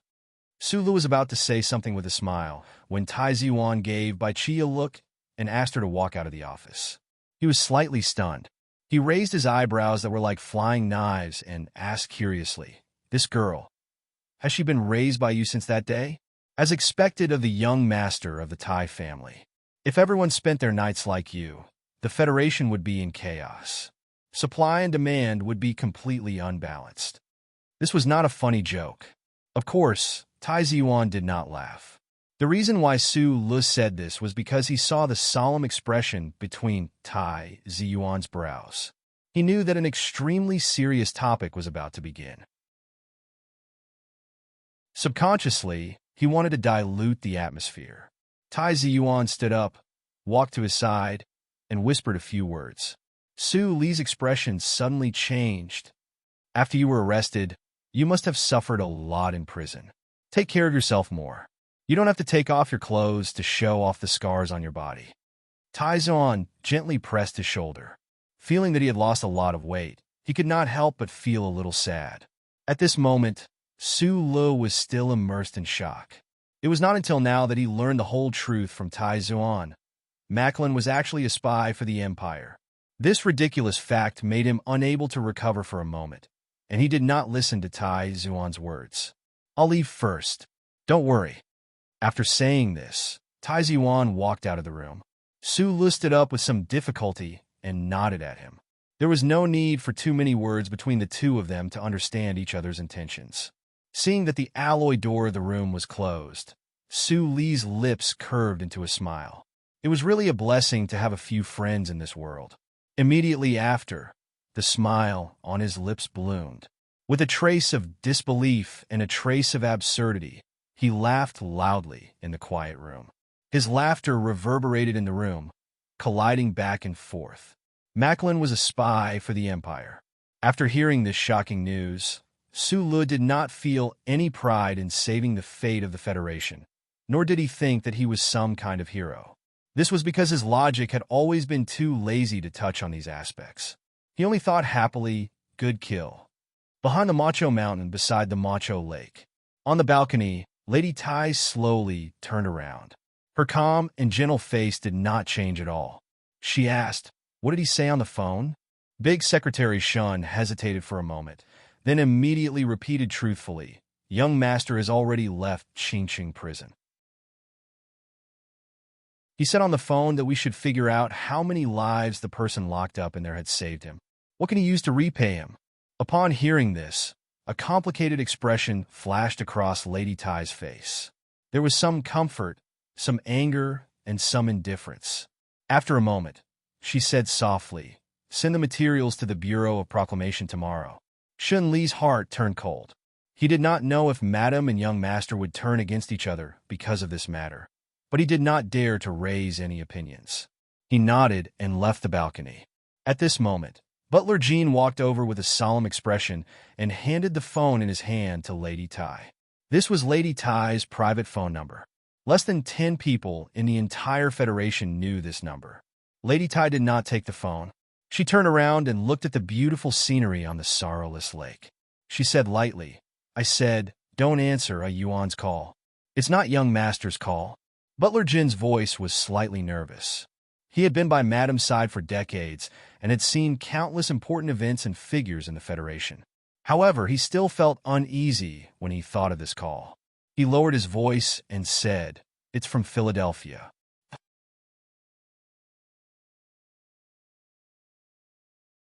Chapter 313. Regardless of whether it was the old man who was fishing by the Snow Mountain Lake in Philadelphia, or the lady who was drinking afternoon tea by the Macho Back Mountain Lake in the suburbs of the capital, to the Federation, they were not ordinary people. The ordinary people here were not just ordinary people. All these years, the old man had been sitting by the lake, not because he wanted to show the whole Federation that he did not care about fame and fortune. In fact, the glory of the Federation was all gathered on him. He was the army god who was respected by thousands of people. The division commanders, regiment commanders, battalion commanders, and soldiers under his command were now generals who held real power in the federal military. Fame and fortune were like floating clouds in the sky to this old man in Philadelphia. He had once picked them up with his fingers, so he knew that they were not fake, but they were also not that important. The lady in the Macho Back Mountain Lake was the same. Just like the attitude of the 7 major families for thousands of years, she had always been smiling calmly and silently behind the scenes, looking at the turbulent situation on the stage. She knew more than anyone else. Her slender fingers could easily pick up a piece of old history, which could be a secret that could not be found in the Federation. The family she controlled had always been low-key and silent. Even many years ago, when the government and the 7 major families were like fire and water, the Tai family still calmly suppressed all the power that was hidden in the dark. Who knew what kind of power that family of thousands of years old would erupt once it broke out? When a butterfly flapped its wings, it could create a hurricane on the other side of the sea. The army god in Philadelphia, the lady in the Macho Back Mountain Lake, was not a small and weak butterfly, but a rock that flew above the 9 heavens, flying through the light of the stars. If people like them really moved, the wind would be very difficult to stop. The content of the contact between these two big figures was usually not that important. Instead, the time of contact between them could reveal some very important signals. Lady Ty took the exquisite black phone and walked to the edge of the terrace. There was a polite smile on her calm face, as if she could see the old man on the other end of the phone.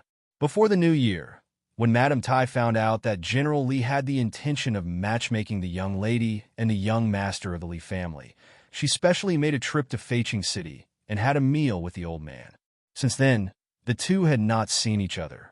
However, at this time, the old man actually called her personally. Madame Tai did not need to ponder for too long to understand the meaning behind it. Lady Tai smiled and said something into the phone. Then, she hung up the phone. She held the green stone of the terrace with both hands and stared at the slightly dark lake and mountains in a daze. There were some things that she could understand, but there were some that she couldn't. She believed that she had already revealed enough information when she smiled on the phone. However, there were some things that could only be explained thoroughly when they met. Army God was an official title of the Federation government. It was not a magical description that was passed down by word of mouth. Although the old man had been silent for a long time, no one dared to underestimate his influence in the Federation. Therefore, when some people knew that the army god had left Feiqing City and was heading to the capital special district, they were shocked and puzzled. In front of the entrance of the Linyuan, there were some figures of the Special Task Force behind the dense trees. The black official vehicles of the Investigation Bureau of the Federation also showed their presence at the intersection not far away. However, there were more than a dozen military vehicles, which were painted in camouflage and dark green. There were more than a dozen of them parked along the road in front of the entrance of the Linyuan. The air was filled with the unique chill of a military camp. The old man never wanted to trouble the Federation government, But since the government knew that he was coming, of course, they had to show enough sincerity and attention.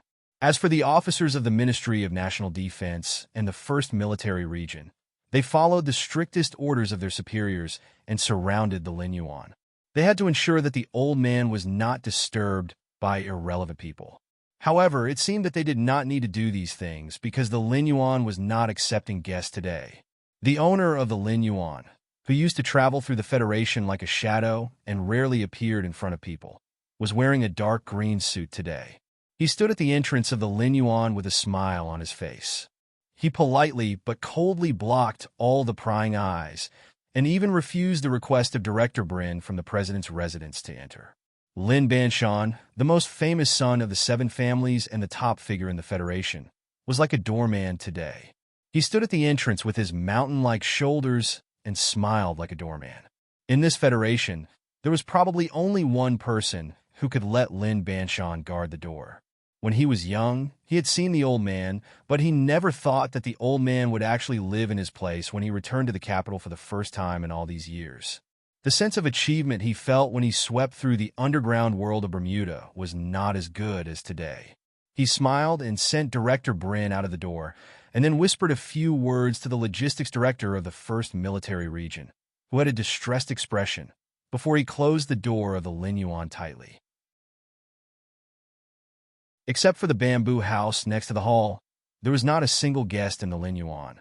Lady Tai picked up a piece of light red tongluo fish and dipped it in a little rosemary sauce. She steadily put it on the Guno porcelain plate opposite her and said with a smile, "Lin Banshan is really bold. He dares to release the news that you are coming to the capital. This way, those old guys who are already afraid of him will be even more afraid of him." "I like bold young people," the old man said with a smile. Ever since he no longer held the position of Grand Marshal, he had never worn a military uniform again. Today, he was wearing an extremely simple set of casual clothes. His hair was white, and his old and thin body appeared even shorter because of his sitting posture. Compared to the young and tall grandson behind him, the passion and grief of life could be seen at a glance. No one would be able to associate him with his illustrious military exploits and the shocking act of assassinating the Empire's emperor. Li Feng, who was wearing a lieutenant colonel uniform, stood behind the old man with his hands behind his back. The usual craziness and violence were gone, and there was only calmness and honesty. He really looked like a boy in puberty, and not the terrifying madman Li. In this world, the only person he feared and respected and didn't dare to have the slightest rebellious thoughts was not his father, but his grandfather, the old and thin old man in front of him. Madame Tai quietly looked at the age spots on the edge of the old man's eyebrows. Thinking about the past few decades, watching the once arrogant war god gradually grow old, she couldn't help but have some indescribable complex feelings. The old man casually waved his hand. Li Feng saluted with a bang, walked out of the bamboo house, and walked out of the gate of Lin Yuan, leaving his grandfather's side. The piercing cold ruthlessness that rose to the sky returned to him. He coldly stared at the cars outside of Lin Yuan, feeling a little annoyed. Lin Banshan, who had been standing at the gate of Lin Yuan, smiled and lit a cigarette. He handed one over, but it was rejected by Li Feng. "Sir Military God came here this time for that guy, right?" Lin Banshan didn't care. With his hands behind his back, he leisurely said, "Madman Li, it's useless to be annoyed. If even Military God likes that guy, you can only be annoyed forever in this life." There were only 2 people left in the bamboo house. 2 people who were qualified to stand in the clouds and watch the destruction and rebirth of the stars. In fact, many years ago, they often sat opposite each other like now, discussing and deciding many things. But at that time, there was a president and a director of the Bureau of Proclamation beside them. But those 2 partners had died, and there were only 2 of them left in the world. It was inevitable that they were lonely. It was little Feng who told me. Otherwise, although I also watched the news on TV, I didn't know that this matter had something to do with my family. The old man looked at Lady Tai and slowly said, "Since that little guy called Su Le has something to do with my family, I have to pay some attention to him." Hearing this, Lady Tai easily analyzed the cause and effect. She lowered her head and said with a smile, I have taken care of Yuzi for so many years, but in the end, I still don't know her well. It was unknown how much coldness and indifference there was in this sigh, but this lady wasn't stupid enough to put on airs in front of the old man. She just sighed and said, Su Le has something to do with your family, but it's related to him, although I don't want to admit it. It seems that Su Le is the only descendant of my younger brother left in this universe. Descendant? Isn't Musi his daughter? Said Lady Tai. I brought Musi up. Although she has inherited her brother's rebellious nature, she is still a girl after all. And she hasn't even seen her biological father, so she hasn't inherited anything from him. But Su Le is different. The old man's voice was a bit light. He said slowly, I am old, and he is dead. But I found that he had a student who inherited most of his abilities. It seems that the living me and the dead him can find some way to see each other. The two brothers, one old and one dead, couldn't see each other again. The old man's words were simple and clear, but there was also a bit of sadness. Lady Tai listened quietly, and the corners of her eyes twitched slightly. She gently pressed the silk scarf on his forehead. After a moment of silence, she said slowly, back then, because he broke the glory of the charter, we discussed something with the president. Have you forgotten? He is your biological younger brother, and you have never hesitated. Why do you have a different opinion today? She said with slight mockery. Is it because you are old and your heart is softened? Why was your heart so hard back then? The old man looked at Lady Tai quietly. He thought about the secret meeting at the president's official residence that year. He thought about the time when this lady was still a young girl. He thought about the previous head of the Tai family, the complicated relationship between her and his younger brother. He thought about how her eyes were slightly red when she signed her name on behalf of the Tai family. He couldn't help but sigh softly in his heart. He didn't pay attention to the rare sharpness in her words. It was probably only in front of this old man that Madame Chion would reveal some of her true feelings. He is different from this little guy. The old man said slowly in an old voice, personality determines fate. My younger brother was born cold and heartless. If the Bureau of Proclamation hadn't been tracking him down and suppressing him for the past few decades, who knows how many people would have died because of him. But this little guy is different. He made great contributions to the Federation. I checked his files for the past 2 years. I really admire this little guy's personality. Back then, he also made great contributions to the Federation. Lady Tai looked coldly at the old man in front of her and said, I don't think it suits your personality to decide the Federation's safety based on personality. He can affect the Federation's safety because he has the ability to break the glory of the Charter. Is that little guy really that dangerous? Lady Tai lowered her head and poured a cup of tea for the old man. She said slowly, the Federation has already determined that Su Le from Dong Lin is dead, but he is alive and well in front of me. You should understand what this means. The old man coughed twice. The wrinkles on his face gradually smoothed out. He said, I only recently found out about the relationship between Su Le and him. Li Feng has fought with him before, but he never told me. In my opinion, this little guy is just too unlucky to have met someone like my brother. He was carelessly brought into the earth trench. As for the matter of the chip, perhaps he exchanged it for this little guy when the Bureau of Proclamation was hunting him down 2 years ago. You are old after all. Lady Tai quietly studied the wrinkles on the old man's face. She said with a slight mocking tone like a younger sister, where did the war god, who was decisive in killing and would rather sacrifice his family for the sake of justice than let the Federation take any risk go? He actually used this kind of self-comforting reasoning to clear the name of a dangerous little guy. Of course, the old man said calmly, if Su Le knows everything that my younger brother knows, I won't object to you handing him over to the Bureau of Proclamation. How can you be sure of this? I'll go see him myself. Perhaps it was just as Lady Tai said with a slight mocking tone. The Federation's war god Li Pifu was old after all. When he found out from Li Feng that the person who assassinated Macklin was actually his student and seemed to have inherited all of his abilities, there were some ripples in his tranquil heart. If he was still alive, perhaps this old man would always be as tough as ice-cold iron.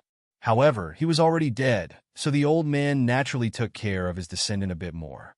The ripples that occasionally appeared in the war god's heart were, for the Federation, turbulent currents hidden under the jade-like surface of the sea. The old man was going to visit a serious criminal in Qingqing's military prison.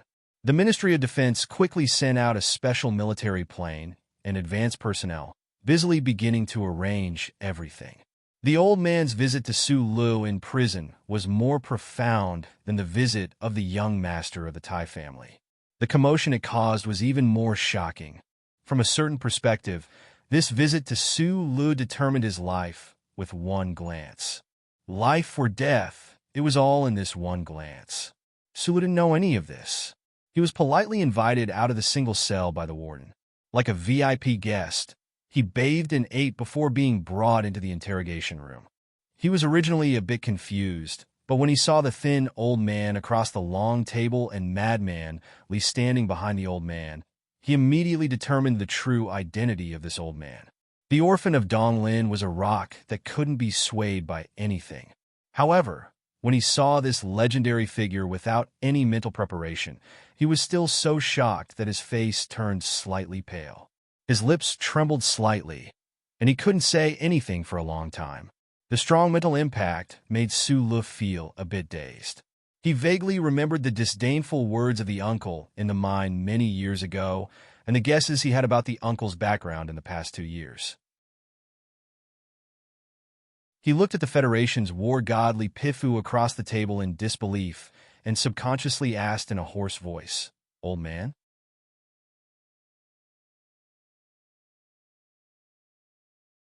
Chapter 314.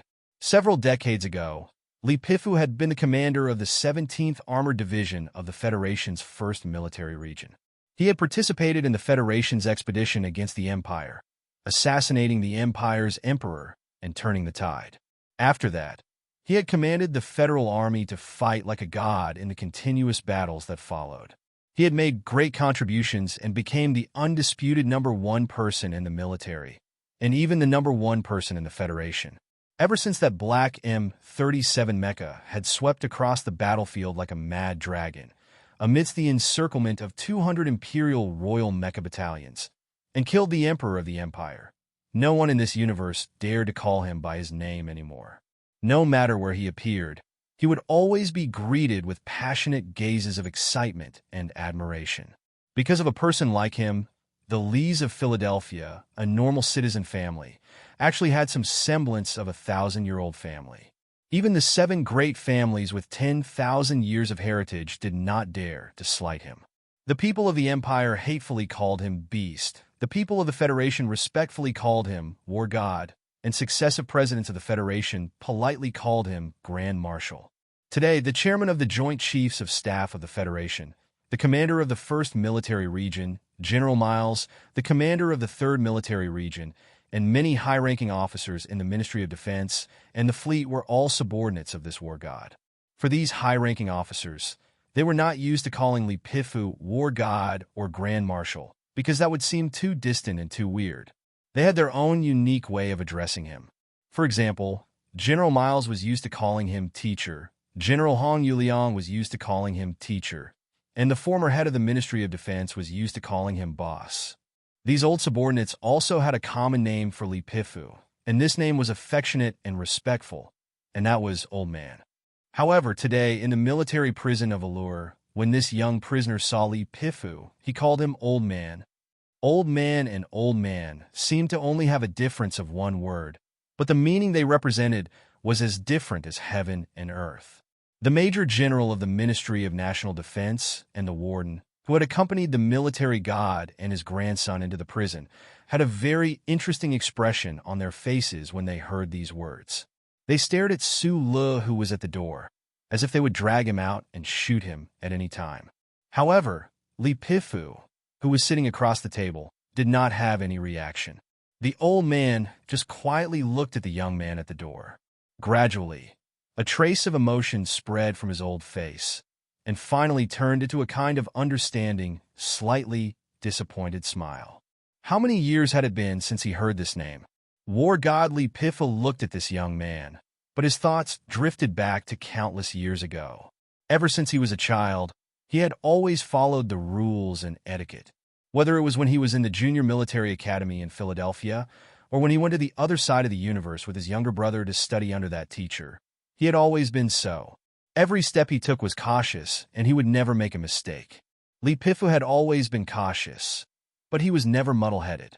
The only time he took an uncertain risk was when he assassinated the emperor of the empire.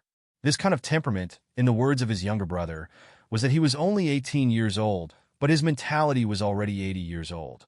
On your 18th birthday, you started to call me old man, the old man quietly recalled in his heart. He could not help but sigh. From the two words old man, he finally confirmed the relationship between the young man in front of him and that guy. Sit down. The old man gestured for everyone in the room to leave, and then invited Su Lu to sit down. Su Lu sat down with the sound of the shackles, but he still felt that everything that happened today was somewhat unbelievable. He narrowed his eyes and looked at the military god across the table. He felt a bit like a year ago when he woke up in the hospital and saw Jian Shi under the sun after waking up. It was just a dream, but he still saw the person who logically could only appear in dreams. When he saw Lady Tai for the first time at the back of Macho's mountain, Su Lu was already incomparably nervous. After all, the 7 great Federation families were a distant and vague concept to him. However, the old man across the table was the object of worship for countless Federation citizens. There were several articles about him in the Federation's electronic basic education materials. These past few years, the Federation's publicity, movies, and documentaries had already deeply rooted this person's image in the hearts of the people, and it was difficult to erase it. Su Lu was no exception. Although he was a bit undisciplined, he still felt respect and fear for this great hero who had saved the Federation. These two complementary emotions came from his bones. How were his years in Donglin? Li Pifu looked at the somewhat nervous Su Lu and suddenly opened his mouth to ask a very abrupt question. At this time, all of the surveillance equipment in the interrogation room had been turned off. No matter how strict the rules of the military prison were, in front of Li Pifu, it was not a problem, and no one dared to pry into this strange conversation. This question was indeed very abrupt. Even if other people heard it, they might not understand it in a short time. But regarding this question, Su Lu had thought about it for a very long time. Ever since he fought with Madman Li and Lin Yuan, he had been thinking about this. Suddenly, he was about to get the answer today. His lips couldn't help but dry slightly. A moment later, he said in a hoarse voice, "It's okay. He just drinks and eats meat every day. He opened an electrical repair shop, and every week he goes to the sanatorium to play. Yes, he likes to eat meat very much. But I never understood whether he liked the feeling of eating meat or the pleasure of destroying the Federation system." The old man sighed softly and said calmly, "You are his student?" Su Lu nervously scratched his head with his right hand. Although the old man in front of him was wearing casual clothes and looked old and frail, he felt that there was an abnormally solemn mood in the room that was squeezing the air in his brain. Perhaps it was because of the old man's name and history. Su Lu felt that there was an abnormally solemn mood in the room that was squeezing the air in his brain. I'm a repairman in the shop. I don't know if I count as a student." He raised his head and said somewhat helplessly, "He passed on the most precious thing of the Li family to you, and you learned it. Naturally, you are his student." The old man's eyes were calm, but they were soul-stirring. He slowly said, "What do you call him? Precious thing of the Lis of Philadelphia?" Su Li's heart tightened slightly. He secretly wondered whether this referred to the power in his body or the bangle on his left wrist. Would the war god take back his family's things? Ever since he entered the interrogation room, he had deliberately hidden the bangle on his left hand. At this time, he even subconsciously put it under the table. "I call him Uncle Feng Yu." The old man was silent for a long time. Then he slowly said, "I thought that since you have been with him for so long, you should at least know something. His name is not Feng Yu, nor is it Yu Feng. His surname is Li, and he is my younger brother." Even though he had already prepared himself and speculated, when he heard the war god personally confirm that the uncle who had taught him for many years really had such a close relationship with the Lis of Philadelphia, Su Lu could not help but feel shocked and hesitant. His left hand, which was hidden under the table, began to tremble uncontrollably. This was not because he was preparing to attack, but because there was an indescribable feeling. 10 valiant close-range combat postures, and the strange power in his body that was generated because of these postures. These were the things that Su Le could not understand when he valiantly charged into the capital ring and broke through the sky. But at this moment, he suddenly found the answer. At this moment, he thought of the disdain of the uncle when he mentioned the war god that everyone revered. He also thought of many things. He also thought of when he fought with Lin Dohai's elite bodyguards under the Gongdu Hotel. When the powerful person called Kong Wu was injured and fell to the ground, he was extremely terrified. Your surname is Li. Your surname is not Su. You are a member of the Li family. Su Le sat at the table and put his trembling left hand on his leg. He lowered his head and thought back to Kong Wu's terrified expression that day. How operatic that was. However, the uncle's past had affected his present. How much did it sound like Schiller's absurd early-stage opera? How was he during those years in Donglin? Was he happy? Just as Su Le was in a state of shock, the old man's indifferent and nostalgic words once again rang out in the quiet room, pulling him out of that indescribable emotion. He raised his head and looked seriously at the war god's aged face for the first time.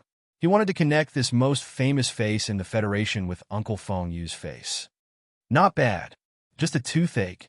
His teeth are basically all broken, Su Le replied softly. After Li Pifu heard this, his aged face dimmed slightly. He paused for a moment to reminisce. Then he recovered his calm. He asked lightly, "Can I trouble you to tell me the specifics of his life in Donglin? I'm more interested in this." In Feng Yu's words, Su Le was born with the ability to see through people's hearts. That was because his nature was too simple, direct, and clean, so the appearance of others was not an obstacle for him. Even though the person sitting across the table today was the most respectable person in the Federation, after calming down for a moment, Su Le understood what the old man needed the most. After a moment of silence, he began to quietly describe the uncle's life in Zhonglo Street and the mine. For example, the uncle's laziness, the uncle's gluttony, what brand of red wine the uncle liked to drink, how well his beef was fried, how much he liked to watch 23rd Uncle Dao's TV series, and that little girl with a head full of purple hair the most. The interrogation room was completely silent. Only Su Le's slightly hoarse voice could be heard as he described the ordinary life of a Level 1 fugitive from the Federation. The old man and Lieutenant Colonel Li Feng behind him listened silently the entire time. Only at the end did the old man say with emotion, "The stars are easy to fall into disorder, but one's nature is hard to change. After all these years, the things he likes are still the same. I just didn't expect that with his temperament, he could actually endure so many years of loneliness." When he heard that Feng Yu liked that little girl with purple hair the most, the old man didn't express any opinion. However, Li Feng behind him frowned slightly. No matter how plain and complicated the story was, there was always an end. The room was silent for a long time. Li Pifu looked at Su Le and suddenly asked directly and simply, "Is the star map in your hands?" This question came very suddenly. After the warm and emotional narration of the long memories, it was like a brush stroke from the heavens, giving rise to a biting cold feeling.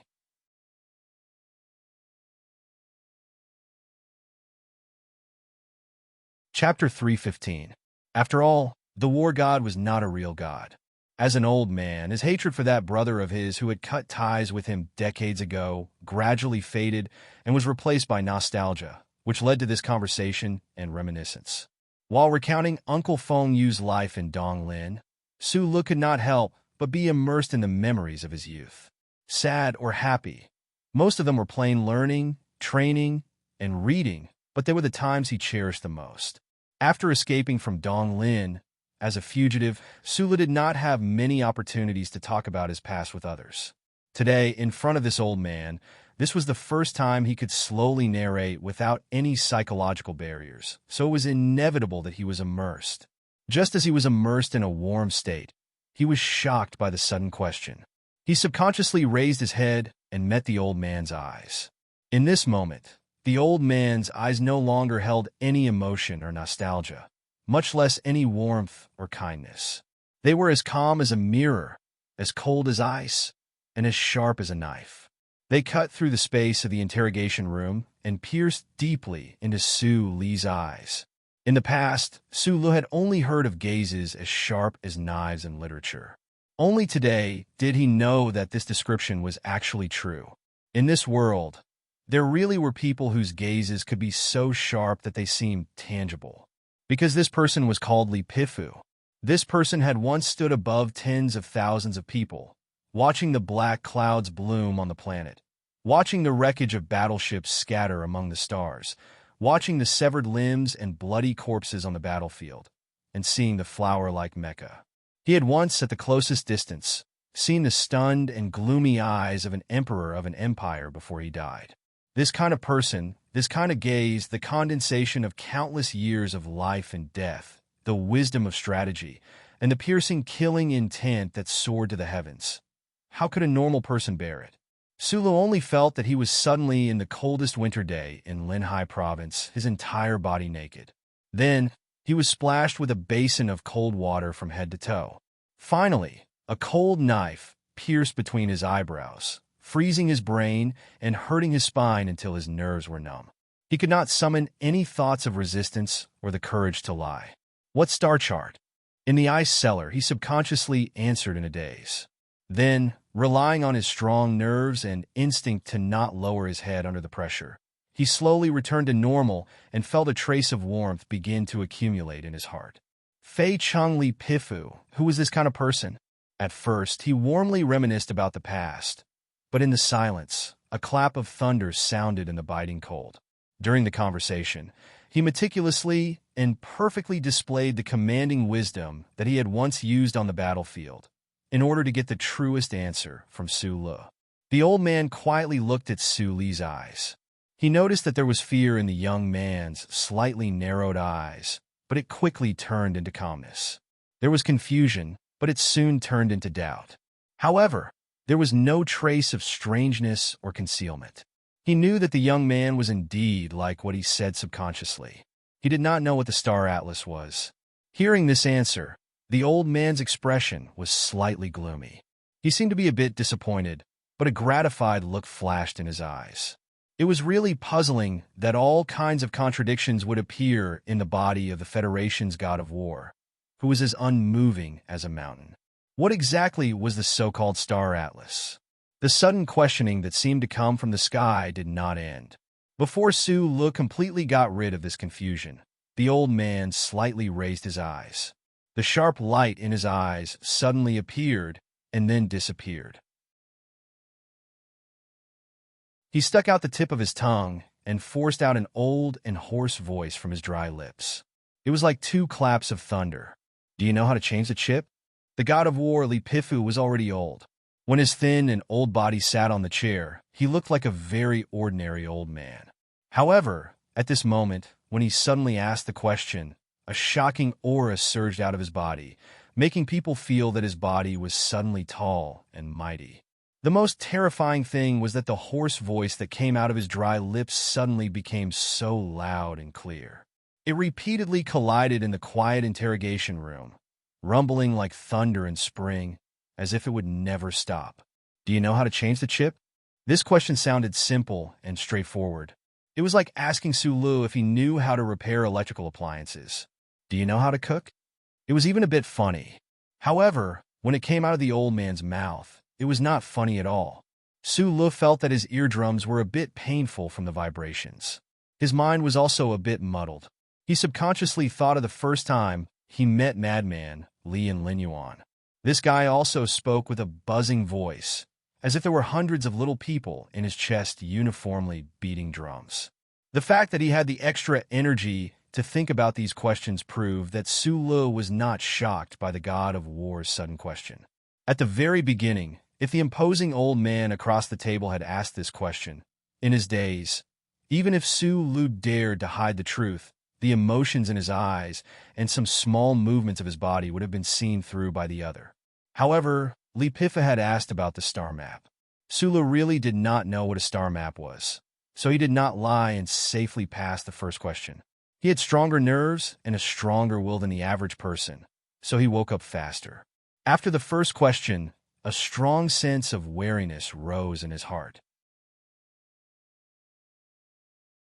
His eyes were still dazed, but his left hand under the table was already clenched tightly, forcibly controlling every pair of muscle fibers in his body, so that the corners of his eyes, brows, and lips would not tremble in the slightest. That depends on what kind of verification chip it is. If it's related to mecha and self-propelled armored vehicles, I'm more proficient, but I'm not very familiar with warship systems. Su Lu rubbed his forehead and began to answer the old man's questions. At first, he was still a little dazed from the shock, but gradually, he became much more natural. In the end, he frowned and looked across the table, asking curiously, "What exactly do you want to ask?" When Li Pifu's aged voice exploded like spring thunder, Li Feng, who had been standing behind him with his hands clasped behind his back, frowned. He lowered his head and lowered his eyes, forcing himself to maintain his composure. He knew the secret of his grandfather's ability to look down on the universe, because this was originally the secret of the Lees of Philadelphia. However, this was also the first time he had learned that his grandfather could actually use that power in his body so miraculously. He could release it without using his own body. A trace of daze flashed through Li Feng's lowered eyes. His father had not embarked on the path of cultivation, so he was probably the person closest to his grandfather. However, when would he be able to reach this level? Was there anyone else in the universe who could be so powerful? That granduncle whom he had never met, but whom his father revered so much. Could he do this? Everyone had their own days. Sulu did not know what Madman Li was thinking right now. Otherwise, he would definitely have told him that back in the day, Uncle Feng Yu had once taken off his armor with his bare hands in the forest on the outskirts of Hushi province. That kind of level, just like the old man in the room today, was not something a normal human could do. Sulu was only thinking that there should not be any problems with his reaction. The real reason why his uncle was listed as a level 1 fugitive by the Preamble Bureau, the big secret that could break the glory of the charter, should perhaps be able to continue being kept by him by luck. However, Li Pifu only looked at him and said lightly, "You're lying?" There was a suffocating silence in the interrogation room.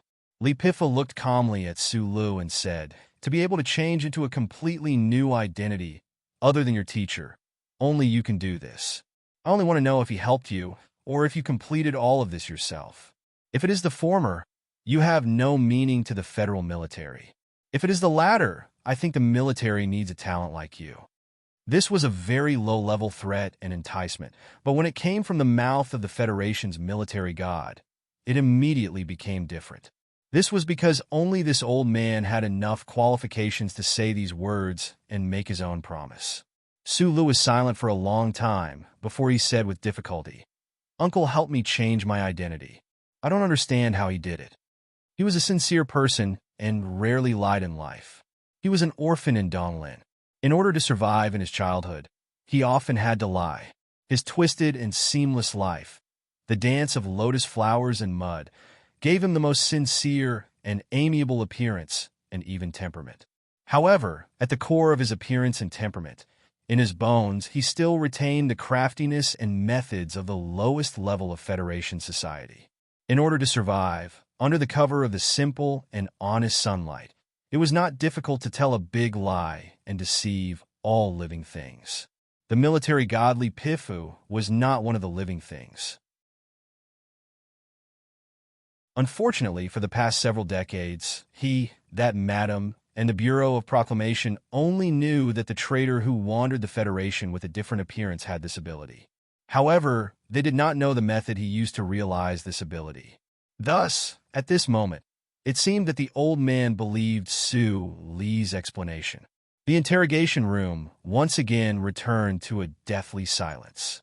After a long time, Li Feng, who stood behind the old man, finally let out a light breath.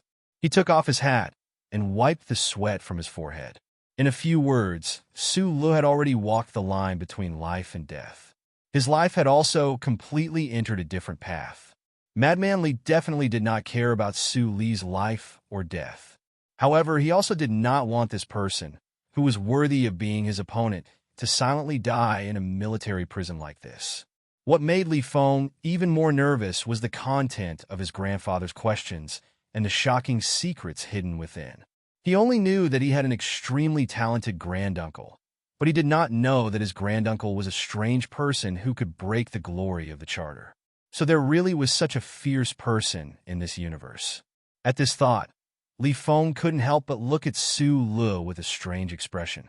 He thought to himself that this guy's luck was a bit too good. He was actually able to be accepted as a student by his granduncle. Su Li's expression was as calm as ever, even a bit naive. However, the cold sweat had already soaked the back of his prison uniform, making it sticky and somewhat uncomfortable. After asking these two questions, War God Li Pifa closed his eyes and began to rest. It was as if the spring thunder in the room earlier had not come from his mouth.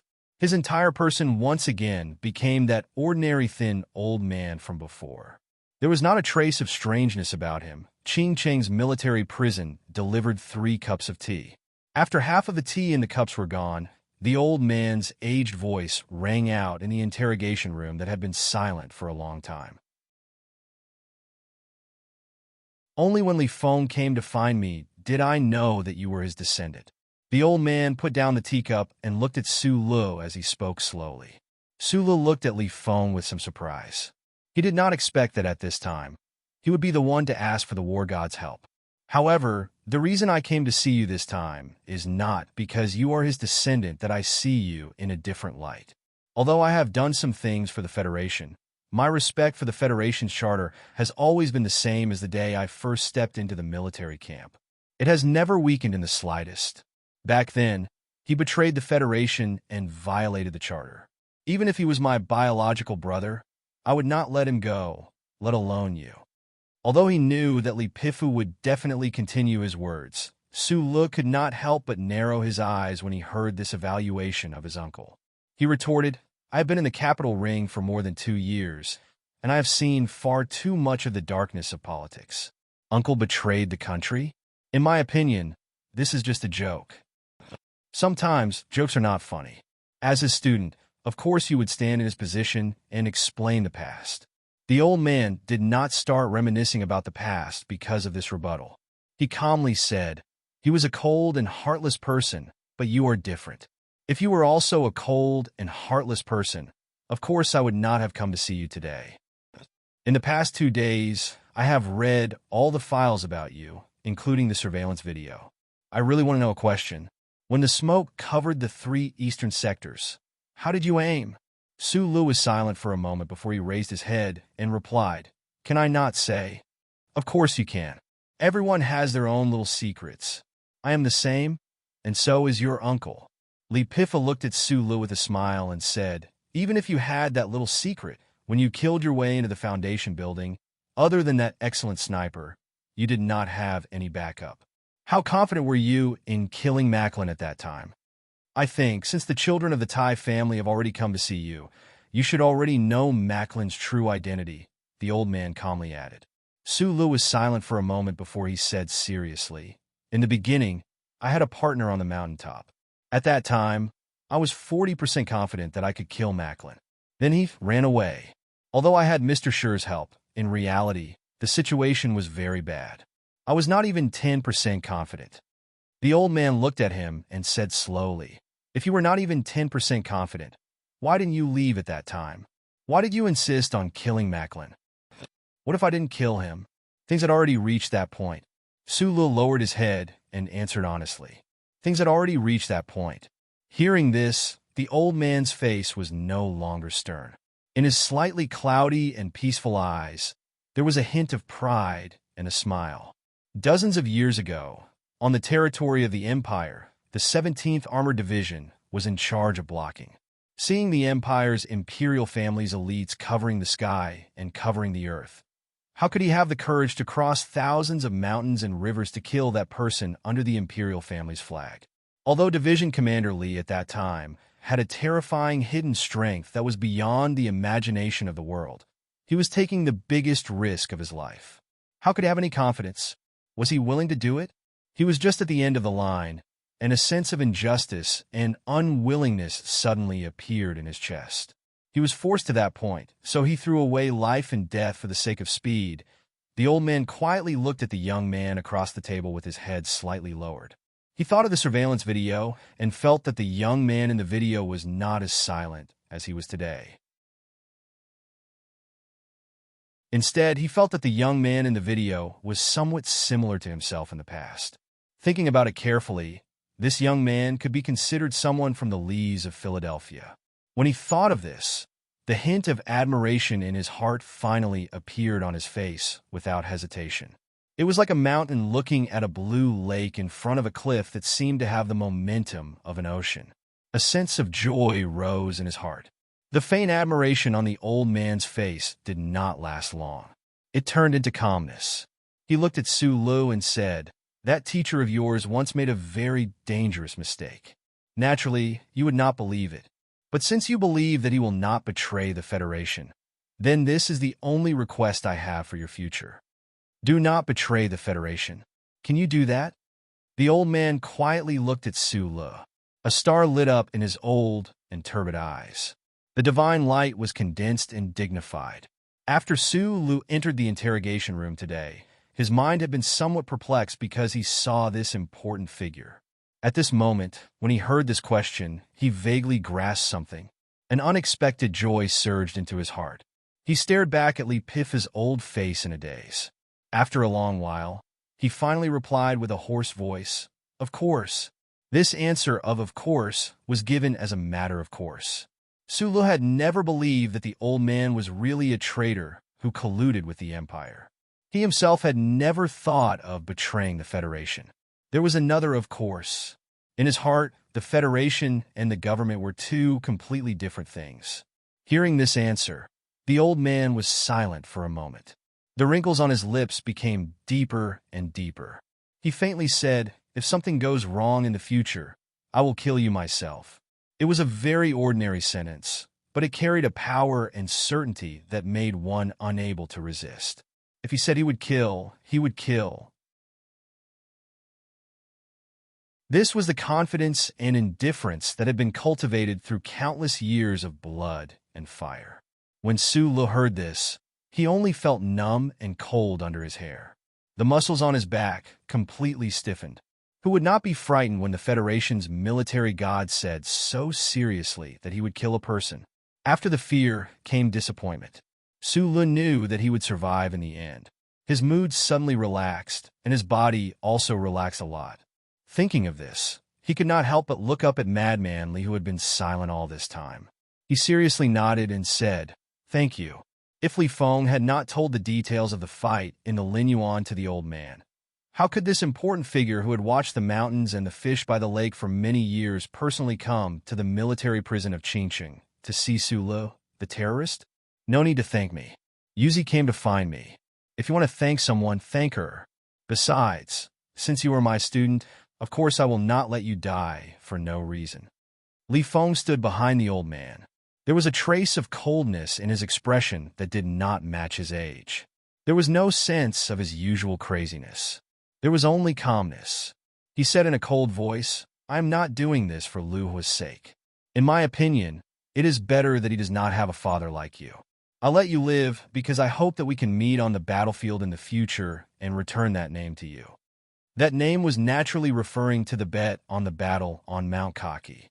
From that day on, the genius Lieutenant Colonel Li Feng had to call Sulu uncle whenever he saw him. This was really a great humiliation. The old man suddenly opened his mouth and called, "Li Feng, here." Madman Li, who was staring coldly at Sulu, suddenly heard his grandfather's voice. He subconsciously stood at attention and puffed out his chest. The old man looked at Sulu. Without turning his head, he said lightly, "If Sulu betrays the Federation in the future and I die of old age, you will be responsible for killing him." Li Feng's eyes flashed with coldness. He said in a low voice, "Yes, Marshal." Su Li's heart skipped a beat. "But if he does not betray, remember to call Sulu uncle when you see him in the future." "Ah!" Li Feng's eyes widened. He stared at the back of his grandfather's white head, not knowing what to say. The old man did not pay attention to his reaction. He slowly stood up.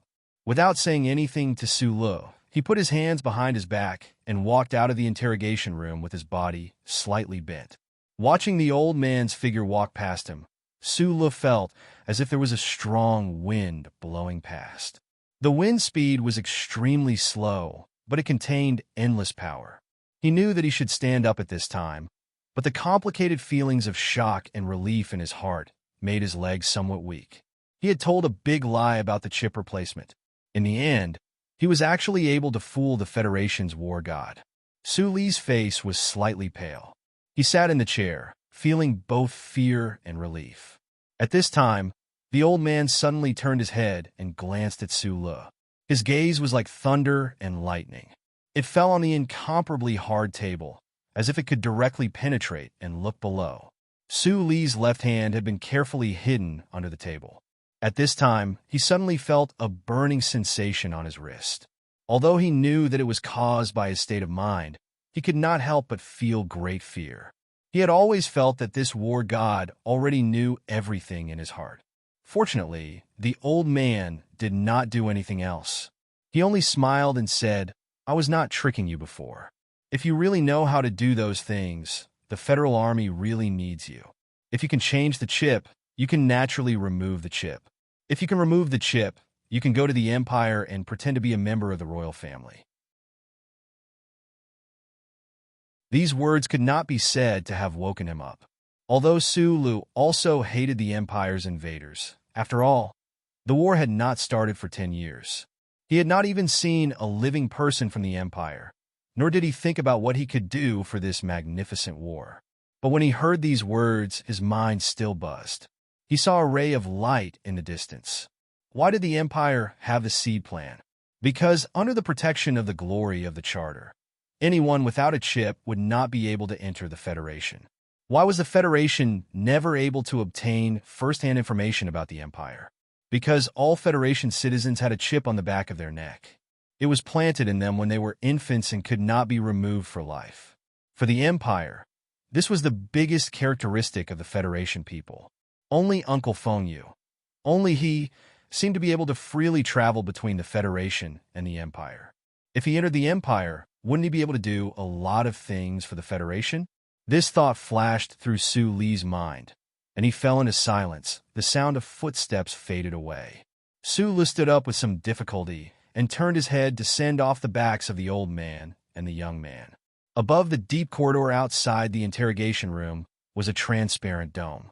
Sunlight shone in and fell on the old man and the young man.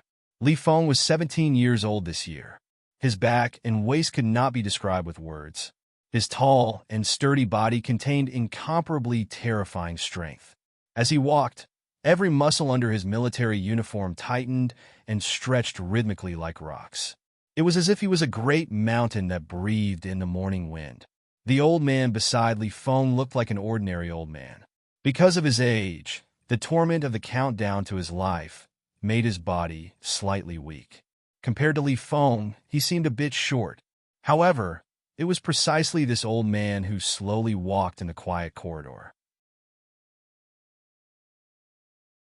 The light falling from the dome seemed to be only willing to shine on his body. The soldiers on both sides of the corridor saluted with their guns. Their gazes were like the light from the dome, following this old man's movements. The soldiers in the military prison probably never thought that they would actually be able to see the face of the Federation's military god with their own eyes. They were so excited that they found it difficult to control themselves. Their faces were slightly red, and the hands that saluted with their guns trembled slightly. The old man was a true mountain, a mountain that bathed under the sunlight, that Sulu stood somewhat woodenly in the interrogation room. He watched as that mountain-like figure disappeared into the distance. He felt as if he was in a dream. He had thought that he would definitely die for killing Macklin, but Macklin was a spy for the Empire. Lady Tai knew his greatest secret, and the Bureau of Proclamation would definitely not let him go. Yet, this old man had appeared to see him. Because of the old man's appearance, he knew that he would definitely survive. Moreover, he would rely on the most extraordinary and magnificent mountain in the Federation. From today onwards, It was likely that no one would be able to use private actions against him. Perhaps even Lady Tai could only forcefully suppress her enmity toward him. The situation changed too quickly. Who could understand what it felt like? From this day onwards, Su Li's life in the military prison of Qingcheng became completely different from before. Although he was still imprisoned by strict security measures, the attitude of the prison soldiers toward him became more amiable. He was allowed to watch television and read newspapers. What he wanted to eat every day, there was also a special chef who would prepare it for him. Although he still had to wear the electromagnetic shackles when he moved out every day, the remote-controlled electronic bomb sealed in the firmware had already been carefully taken out. Even the warden of the prison had to go outside his cell every day to have a heartwarming conversation with him. The interrogation of the Federation Investigation Bureau came to an abrupt end. However, the military court sent over the relevant legal documents. Sula handed over all the legal issues that needed to be dealt with to Su Songzi. He didn't care about it because he knew that it was all just a formality.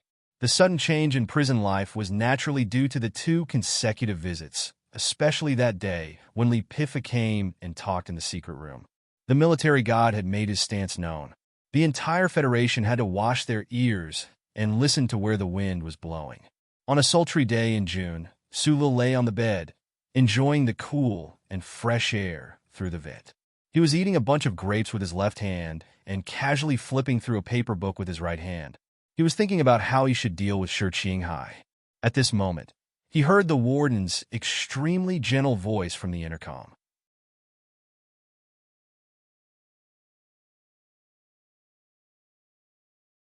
Chapter 316. This was Su Li's last night in Qingqing's military prison. He stood by the window and looked at the wild grass outside. He thought about the ups and downs of this period of time and couldn't help but feel emotional. With a different state of mind, the scenery in his eyes would naturally be somewhat different. His biggest worry after escaping from Donglin had been resolved just like that. Was he going to regain his freedom soon? The Lees of Philadelphia was a towering mountain. Su Li knew that the reason he could stand on this mountainside and look down at the scenery peacefully was all because of that uncle whose life he didn't know if he was alive or dead. Even if he was a Real Rock after experiencing so many things, if he still couldn't make a reasonable analysis of his life as a fugitive these past few years, then it could only be said that he was a stupid rock. However, Su Li was not stupid.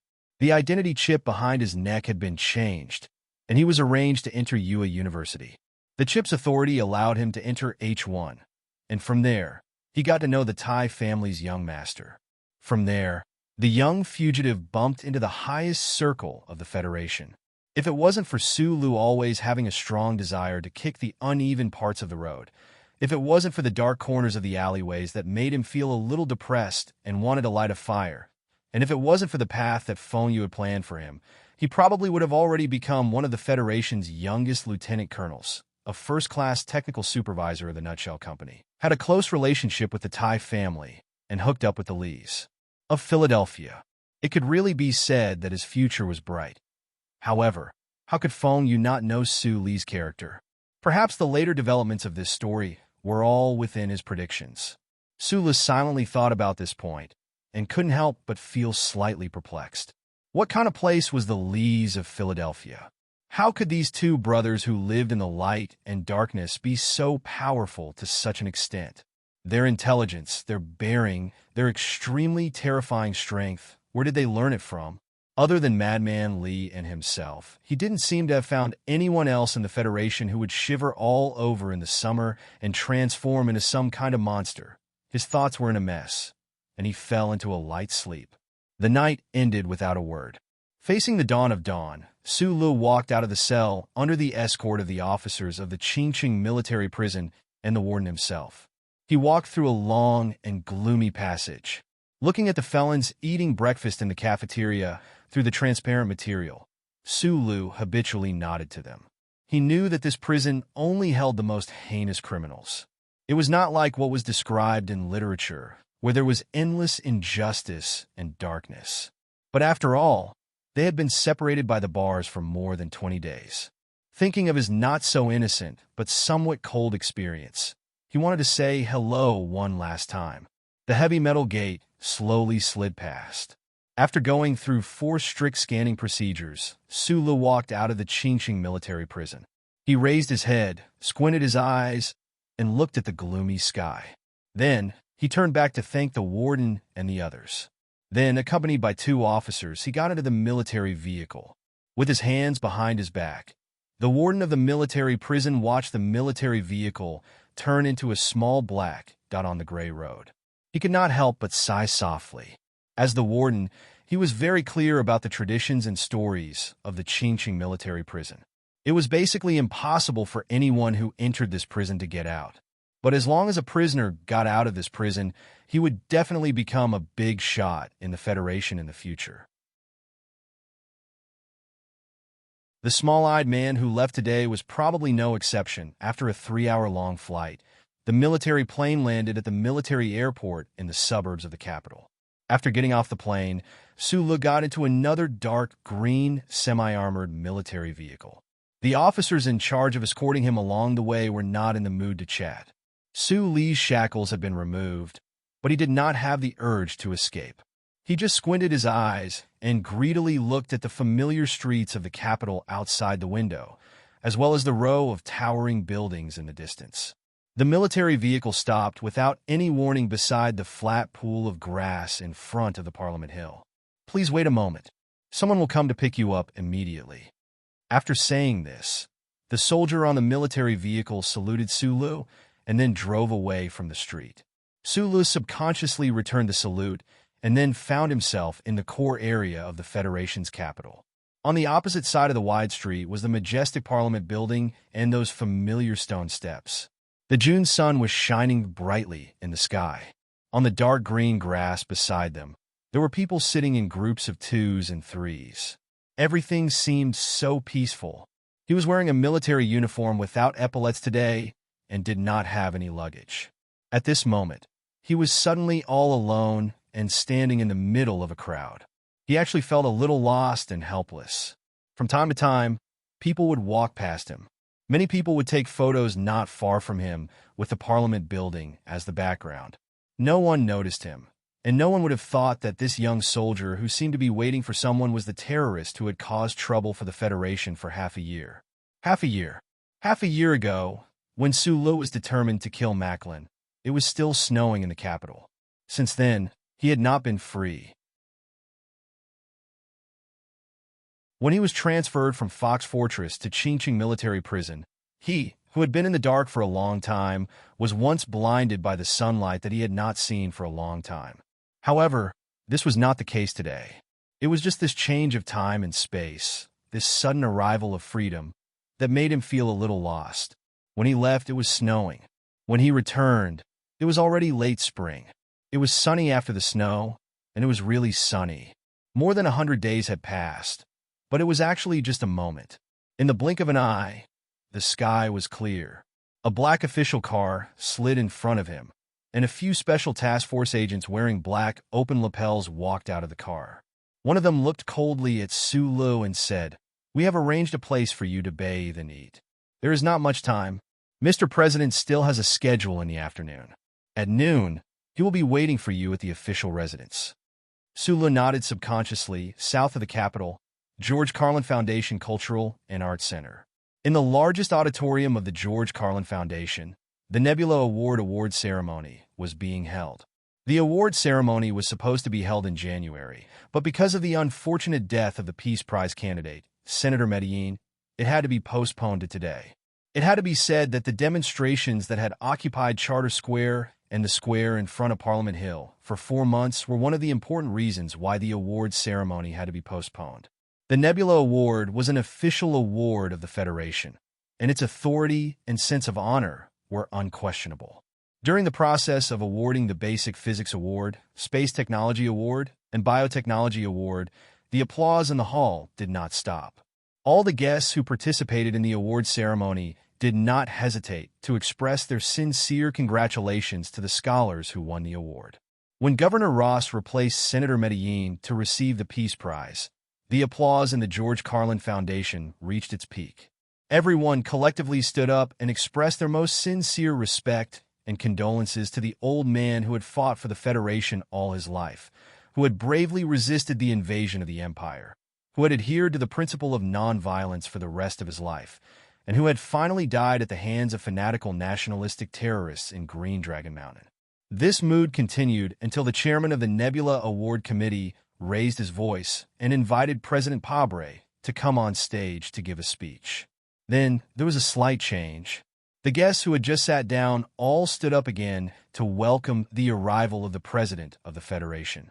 Over the years, in the upper class of the Federation, the guests who were qualified to appear in the George Carlin Foundation were always somewhat disdainful or indifferent to this dark-skinned politician who came from the lowest class of miners in society. However, Mr. Pabre was now the president of the Federation, so they had to cover up their feelings very well. Especially in the past 6 months, President Pabre led the government cabinet and dealt with the chaos caused by Senator Medellin's death with extreme force and means, ensuring the smooth operation of the Federation. He demonstrated his extremely powerful political wisdom and means.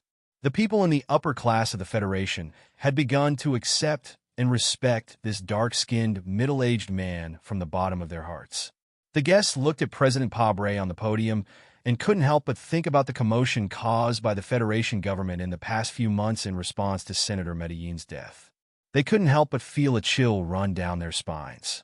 The Federation government announced the results of the investigation in the shortest time possible and appeased some people. Meanwhile, President Pabre personally went to Linhai State University City to talk to the excited students. It was said that at the scene of the conversation, President Pabre's tone was calm and his attitude was firm. However, everyone knew that President Pabre had never stopped praising George Carlin. Even the award ceremony of the Nebula Award was held at the George Carlin Foundation Cultural and Art Center under his arrangement, 2 hands at the same time, one to appease, the other to be firm. When the fanatical Senator Medellin's youth army and the Federation occupied the square and attacked the Parliament building, and when S2 entered the factory to call for a general strike, President Pabre responded in a way that no one would have thought possible. The 3 major unions, which had been silent for nearly 2 years, came forward. The members of the 3 major unions in the Federation were countless. They represented the ordinary workers and had fought for countless years against the capitalists.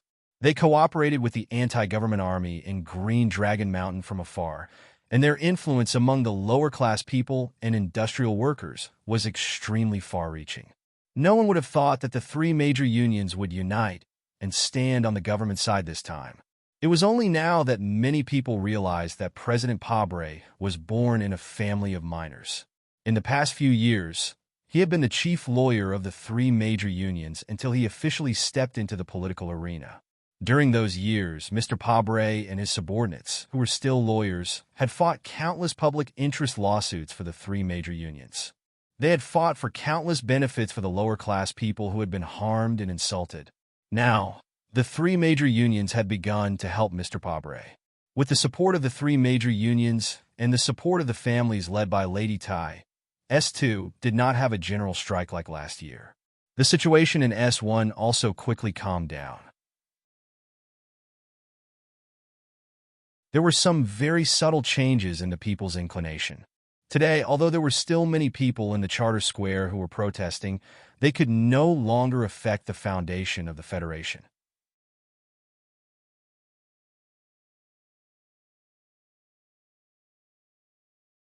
Chapter 317. President Pabre was very different from his predecessors. For this politician who was born at the bottom, the inherent traditions of the Federation were definitely not an untouchable iron curtain.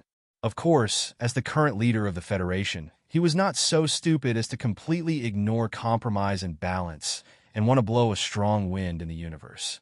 The changes he made were slow and careful. For example, the routine ball at the president's official residence for the Nebula Award winners was canceled. Instead, the president personally attended the awards ceremony and gave a passionate speech. Reverence was because of the power and authority that the president represented. Reverence was because of the Federation's political traditions and the embodiment of the Federation's will. The guests looked at President Pabre on the stage, But it did not stop them from becoming more and more confused. Why did the president make such a sudden and temporary change to the Nebula Award ceremony? The content of President Pabre's speech showed the real reason. The first half of the speech was like a very common speech, praising the scientists and artists who had made outstanding contributions to the progress of the Federation. However, the second half of the speech began to become more serious. The guests listened to the speech in disbelief. They could understand the president's criticism of the empire and his concern for the situation in the West Woods, but they could not understand why the president chose today to attack the dead and well-respected Senator Macklin.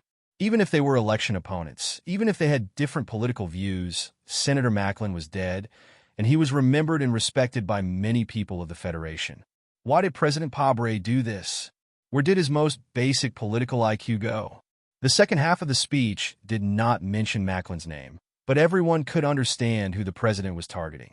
Below the stage, the governor of Jingzhou, Mr. Ross, who was holding the Peace Prize, had an extremely heavy and angry expression on his face. However, President Pabre did not stop talking. He directly pointed out the investigation done by the Capital Daily last year. The dead were gone. Did President Pabre not know that this was a big taboo?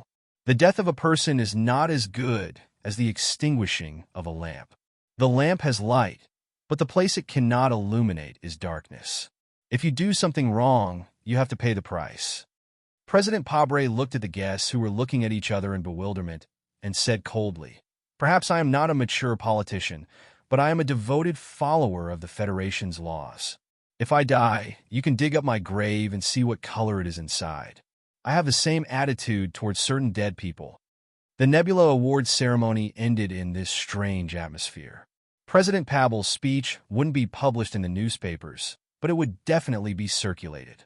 As for whether it would cause another upheaval in the Federation, which had just been quiet, this was something that no one could predict. When the guests walked out of the George Carlin Center, the first thing they did was to collect the daily newspapers of the Capital Special District for the past week. The Federation seemed to want to do something about the dead Medellin. President Pabre mentioned the investigation of the Capital Special District daily. Only then did people remember that President Bob and reporter Wood, who had just been discharged from the hospital, seemed to have returned to the newspaper that was famous for exposing the truth. The police car cleared the road, and the black presidential motorcade slowly drove into the official residence.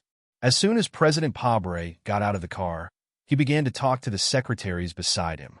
His voice was low, but it was exceptionally clear and powerful. Just like him, it was filled with a steady vitality and trustworthy charm. After taking office for half a year, the change of personnel in the official residence was basically over. Now, the staff and officials closest to the president were some of Mr. Pabre's partners and subordinates when he was a lawyer. The burning dream of the past had become a reality today, and these people were his most loyal subordinates. There were also some officials recommended by various parties, especially those recommended by the Madam. However, the officials recommended by the Madam were mainly in the various departments and committees, and only one was left in the official residence. The office manager of the official residence, Bryn, came up to the president and whispered a few words in his ear. President Pabre's slightly thick lips curled up in a somewhat honest smile, making no effort to hide the joy in his heart.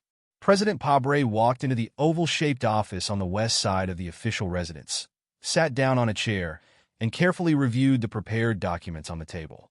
He signed his name, made a data save and authorization confirmation, and only then did he raise his head to look at the young man standing in front of the table. With a slight smile, he said, "It's a pleasure to meet you, Su Lung." "It's my honor." Su Li's throat was a little dry as he stood ramrod straight. Looking at the president of the Federation in front of him, he replied, "It's my honor." For the matter of the new standards for the MX Mecca, he had once come to the president's official residence, but at that time, he had only waited in the lounge for a night. Now, he was actually standing in the legendary oval-shaped office, facing the most powerful man in the Federation. Fugitive, criminal, then meeting the president of the Federation face to face. Even with Su Li's steady and resolute nature, he could not help but feel a sense of epiphany. He looked at the dark-faced President Pabre and knew that it was this president who had insisted on pardoning him. Thinking back to the many subtle connections he had with the presidential election in the past 2 years, he could not help but develop an extremely sincere and good impression of this middle-aged man. President Pabre leaned back in his chair and looked at the young man before him with great interest, his thick palms pressed together. He had already read too much of Su Li's files. On one hand, he was shocked by the deeds this young man had done, but on the other hand, he could not help but be a little puzzled. He clearly had a bright future ahead of him. Why would this person be willing to violate the laws of the Federation and kill Macklin? But when he saw Su Li, he knew that he did not need to ask this question. This was because this young man's eyes were calm and honest, and his normal face naturally showed a look of determination and sincerity. He looked just like himself from many years ago. How many important figures of the Federation would think of their own past when they saw Su Li? Would they think of their own clean and untainted past? The door of the office was pushed open, and the chairman of the Joint Chiefs of Staff, General Miles, walked in under the guidance of Director Breen. In his hand was a small box wrapped in a sky-blue flannel cloth. General Miles looked at Su Li and smiled, then walked to President Pabre's side and handed the box over. President Pabre stood up, opened the box, and took out a medal inside. He walked to Su Li and put it on his left chest. He then patted his shoulder and said lightly, "Before you go out, remember to hide the medal. A hero like you probably won't be able to see the light of day for many years." Seeing the president himself, Su Li self-deprecatingly realized that he was still nervous. At this moment, when he discovered that he had been awarded the Purple Star Medal, his pupils couldn't help but shrink, and the hands hanging outside his sleeves subconsciously clenched tightly. Killing Macklin, the Empire's most well-hidden spy, was naturally a great service to the Federation. However, he had never expected that other than pardoning him, the military would also award him with an incredibly valuable medal. The MX Mecha was a success. I remember that you also have a medal. You can wear that one. President Pabre noticed Su Li's reaction and couldn't help but find it somewhat interesting. In a deep voice, he said, "Do well in the military from now on, and resist the Empire's invaders. The Federation needs people like you." Su Li glanced at the medal on his chest out of the corner of his eye. Thinking back to his conversation with Li Pifu in the prison that day, he vaguely understood the meaning of this medal. However, looking at the situation, even the president in front of him didn't know about the complicated relationship between himself and the Lees of Philadelphia. He stood at attention and saluted the president. President Pabre was the first president to come from Donglin. He didn't know that the young man in front of him was a fellow countryman, only thinking that Su Li had once been a mine maintenance soldier in Donglin. Naturally, he couldn't help but feel a sense of closeness. Smiling, he asked, "The military court sentenced you to 732 years in prison, but I never thought that what you did was wrong. The Federation can't give you glory under the sun, and I don't think you'll ask the Federation to compensate you for the 100 days you spent in prison. If you have any thoughts, you can say them now." General Miles stood to the side and smiled at Su Li. He didn't know what kind of request this young man would make to the president. "The assassination of Macklin wasn't done by me alone." Su Li didn't hesitate and blurted out, "I also have a partner. His name is Shi Qinghai. He played a very important role in killing Macklin. He should still be imprisoned in Fox Fortress right now. I sincerely ask that Mr. President grant him special amnesty." As soon as these words were said, the originally relaxed atmosphere in the Oval Office suddenly changed. General Miles frowned and glanced at Su Li. President Pabre walked back to his desk. After a moment of silence, he said, "If I remember correctly, this person called Shi Qinghai is an intelligence agent for the anti-government forces of Green Dragon Mountain." "I know, but I saw the news yesterday. I heard that Mr. President is preparing to restart negotiations with Green Dragon Mountain." Su Li replied with his head lowered. "The invasion of the Empire is imminent. The Federation needs to be united internally. I do intend to invite the leader of Nanshui to the capital for negotiations."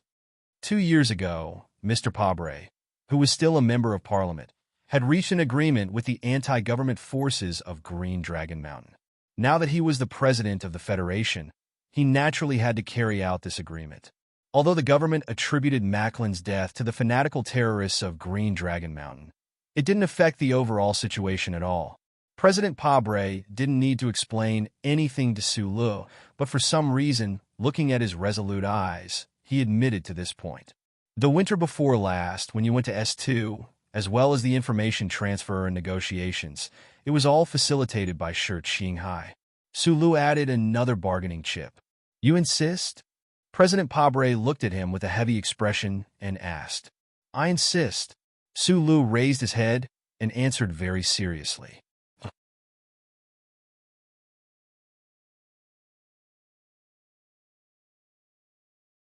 Chapter 318. President Pabre was very different from his predecessors. For this politician, who was born at the bottom, the inherent traditions of the Federation were definitely not an untouchable iron curtain. Of course, as the current leader of the Federation, he was not so stupid as to completely ignore compromise and balance and want to blow up a strong wind in the universe. The changes he made were slow and careful. For example, the routine ball of the Nebula Award winners at the president's official residence was canceled.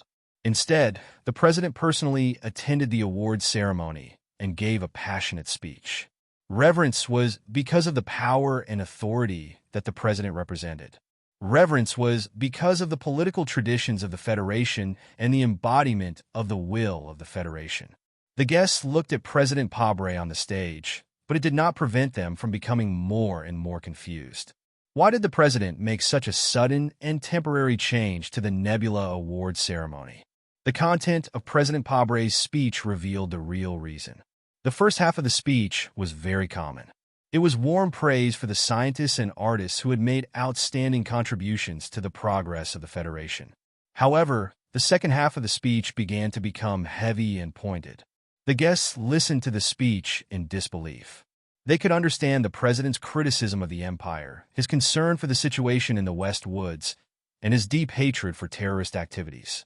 However, they could not understand why the president's speech was not directed at the anti-government forces in Green Dragon Mountain, but vaguely pointed at the dead senator and the special investigation that had once taken place. Even if they were election opponents, even if they had different political views, Senator Macklin was already dead. Furthermore, he was remembered and loved by many people in the Federation. Why did President Pabre do this? Where did his most basic political IQ go? After the speech, there was no mention of Macklin's name at all. However, the obscure and direct meaning could be understood by anyone. Below the stage, the governor of Jingzhou, Mr. Ross, who was holding the Peace Prize, had an extremely heavy and angry expression on his face. The dead were gone. Did President Pabre not know that this was a big taboo? The death of a person is not as good as the extinguishing of a lamp. The lamp is light, but the place it cannot illuminate is darkness. If you do something wrong, you have to pay the price. President Pabre looked at the guests who were looking at each other in bewilderment and said coldly, "Perhaps I am not a mature politician, but I am a devoted follower of the Federation's laws. If I die, you can dig up my grave and see what color it is inside. I have the same attitude towards certain dead people." The Nebula Awards ceremony ended in this strange atmosphere. The staff in the office were stunned and immediately started to work to ensure that Mr. President's speech would not be published in the newspapers. However, with so many guests present, the content of the speech would definitely be leaked out. As for whether it would cause any unrest in the Federation that had just been quiet, this was something that no one could predict at the moment. The guests and officials with serious expressions walked out of the George Carlin Center. The first thing they did was to collect the Capital Special District daily for the past week. The Federation seemed to want to do something about the dead Macklin. President Pabre mentioned the Capital Special District daily's investigation. Only then did people remember that Chief Editor Bob and reporter Wood, who had just been discharged from the hospital, seemed to have returned to the newspaper that was famous for exposing the truth. The police car cleared the road, and the black presidential motorcade slowly drove into the official residence. As soon as President Pabre got out of the car, he He began to give verbal instructions to the secretaries beside him. His voice was low, but it was exceptionally clear and powerful. Just like him, it was full of a steady vitality and trustworthy charm. After taking office for half a year, the change of personnel in the official residence was basically over. Today, some of the staff in the official residence were Mr. Pabre's partners and subordinates when he was a lawyer. The burning ideals of the past had become a reality today, and their loyalty and execution were unquestionable. There were also some officials recommended by various parties, especially the officials recommended by Lady Tai. These officials had been doing official work for many years, and their abilities were outstanding.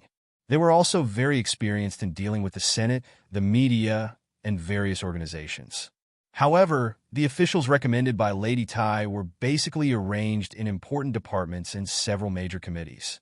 There was only one person left in the official residence. The office director of the official residence, Bryn, came up to Mr. President and whispered a few words in his ear. President Pabre's slightly thick lips slightly opened, and he smiled. He quickly walked into the oval-shaped office on the west side of the official residence, sat down on the chair, and carefully reviewed the prepared documents on the table. He signed his name, did the data storage, and confirmed the permissions. Then he looked up and smiled at the young man standing in front of the table. He said, "Nice to meet you, Su Lu." "It's my honor." Su Li's throat was a little dry as he stood straight and looked at the president of the Federation in front of him. He had come to the official residence for the matter of the MX Mecha's new standards, but at that time, he had only waited for a night in the lounge. At this moment, he was standing in front of the most powerful man in the Federation, and was only 3 steps away. The previous strict inspection and the cold gaze of the only person who knew the inside story, the director of the Special Task Force, made Su Lu understand more deeply what it meant to meet Mr. President. A fugitive, a criminal, and then a personal meeting with the president. Even if he had a calm and determined temperament, he couldn't help but feel anxious. He looked at the tan President Pabre and thought of Mr. President's respectable past. He then thought of the many subtle relationships he had with the presidential election in the past 2 years, and how it was this president who insisted on pardoning him. He couldn't help but feel very sincere affection and respect for him. President Pabre leaned against the back of his chair and looked at the young man in front of him with great interest. He put his thick palms together. He had read too much about Su Li's files. On the one hand, he was shocked by the young man's abilities and achievements. On the other hand, he couldn't help but feel a little puzzled. He clearly had a bright future ahead of him. So why was this person willing to violate the laws of the Federation and kill Macklin? But when he saw Su Lu, he knew that he didn't need to ask this question. This was because this young man's eyes were calm and honest, and his normal face naturally showed a look of determination and sincerity. He looked just like himself many years ago. How many big shots in the Federation would think of their own past when they saw Su Lu? Would they think of their own clean and untainted past? The door of the office was pushed open, and the chairman of the Joint Chiefs of Staff, General Miles, walked in under the guidance of Director Breen. He was holding a small box wrapped in a sky-blue velvet cloth. General Miles didn't look at Su Lu. He walked straight to President Pabre's side and handed the box over. President Pabre stood up and opened the box. He took out a medal from inside and walked over to Su Lu, placing it on his left chest. He then patted Su Li's shoulder and said casually, "Before you go out, remember to hide the medal. A hero like you probably won't be able to see the light of day for many years." Seeing the president himself, Su Lu found self-deprecatingly that he was still nervous. Now that he found that he had been awarded the Purple Star Medal, his eyes narrowed involuntarily, and the hands hanging outside his sleeves subconsciously clenched into tight fists. Killing Macklin, the Empire's most well-hidden spy, was naturally a great service to the Federation. However, he felt that he had only done it by accident. He would never have thought that, other than being pardoned, the Federation would also award him with an incomparably valuable medal. "You've done a great service to the Federation in developing the MX Mecha. I remember that you also have a medal. You can wear that one." President Pabre noticed Su Li's reaction and couldn't help but find it interesting. In a deep voice, he said, "Do well in the army from now on. Resist the Empire's invasion. The Federation needs people like you. Su Le glanced at the medal on his chest from the corner of his eye. Thinking back to his conversation with Li Pifu in prison that day, he vaguely understood the meaning of this medal. However, it seemed that the president in front of him didn't understand the complicated relationship between himself and the Lees of Philadelphia. He stood at attention and saluted the president. President Pabre was the first president to come from Donglin. He didn't know that the young man in front of him was from his hometown. He only knew that Su Le had once been a mine maintenance soldier in Donglin, so he naturally felt a sense of closeness. He smiled and asked, "The military court sentenced you to 713 years in prison, but I've never thought that what you did was wrong. The Federation is unable to honor you under the sun, and I don't think you'll ask the Federation to compensate you for the 100 days you spent in prison. If you have any thoughts, you can say them now." General Myers stood to the side and looked at Su Le. He didn't know what kind of request this young man would make to the president. The assassination of Macklin wasn't done by me alone. Su Le did not hesitate and blurted out, "I still have a partner. His name is Shi Qinghai. He was able to kill Macklin. He played a very important role in the middle. He should still be imprisoned in Foxford. I plead for Mr. President to pardon him." As soon as these words were said, the originally relaxed atmosphere in the Oval Office suddenly changed. General Myers frowned and glanced at Su Le. President Pabre walked back to his desk. After a moment of silence, he said, "If I remember correctly, this person called Shi Qinghai is an intelligence agent for the anti-government forces in Green Dragon Mountain." "I know, but I saw the news yesterday. I heard that you're preparing to restart negotiations with Green Dragon Mountain." Su Le replied with his head lowered. "The invasion of the Empire is imminent. The Federation needs to be united internally. I do intend to invite the leader of Nanshui to the capital for negotiations." 2 years ago, Mr. Pabre, who was still a member of Parliament, had reached an agreement with the anti-government forces in Green Dragon Mountain. Now that he had become the president of the Federation, he naturally had to carry out this agreement. Although the Federation attributed Macklin's death to the fanatical terrorists in Green Dragon Mountain, it didn't affect the overall situation at all. President Pabre didn't need to explain anything to Su Le, but for some reason, when he looked at Su Le's determined eyes, he admitted to this point. 2 years ago, when you went to S2, as well as the information transfer and negotiations, it was all facilitated by Shi Qinghai. In order to save Shi Qinghai, Su Le had no choice but to reveal this little secret. Although Mr. Shi had once shouted that this was their president, as the president of the Federation, who would really care about these small details of the past. "You insist?" President Pabre looked at him with a heavy expression and asked, "I insist." Su Le raised his head and answered very seriously.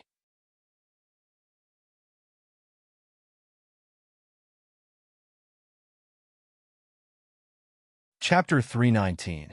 President Pabre did not promise Su Le anything, although he personally announced that Su Le was a Federation hero who could not see the light of day. He could not let Su Le ask for too much. Amnesty was not a small matter, not to mention that the target of the amnesty was an intelligence agent of the anti-government army. Mr. President had to consider the possible political risks this matter could bring. In another office of the president's residence, Su Le kept his head down as he signed legal documents.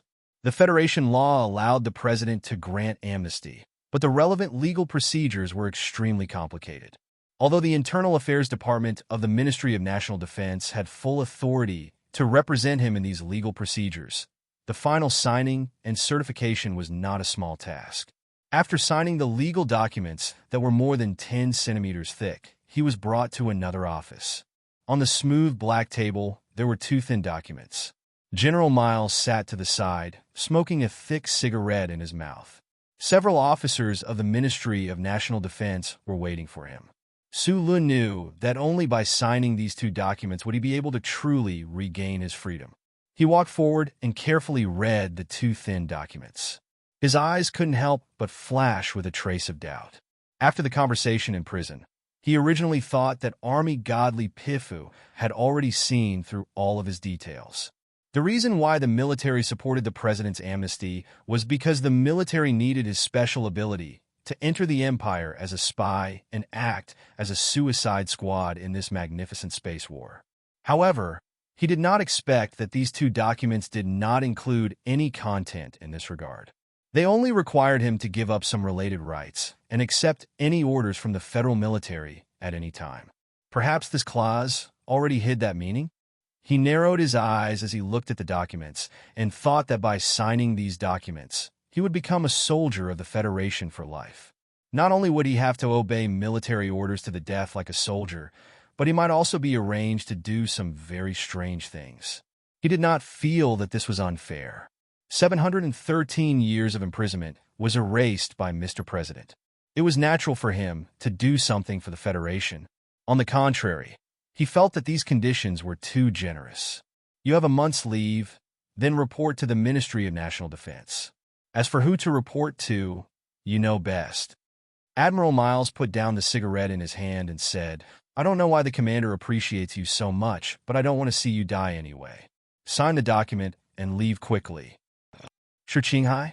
Sula still didn't let go of this issue and said seriously, even if I sign the document, I may not fulfill my duties. If you don't fulfill your duties, the pardon will be automatically revoked, and you will be locked up in Foxfort for 713 years. General Miles stared into his eyes like an eagle. I'm not afraid of being shut off. Sula smiled bitterly and began to write. After signing the thin document that was similar to a slave contract, it was obvious that both General Miles and the officers of the Department of Defense were relieved. As the number one figure in the federal military, whether it was giving Sulu an award, a special pardon, or signing the document at this time, General Miles should not have appeared at all. However, this was the task that his teacher had personally given him over the phone, so he had to be cautious. Kid, you are free, and you will never be free again.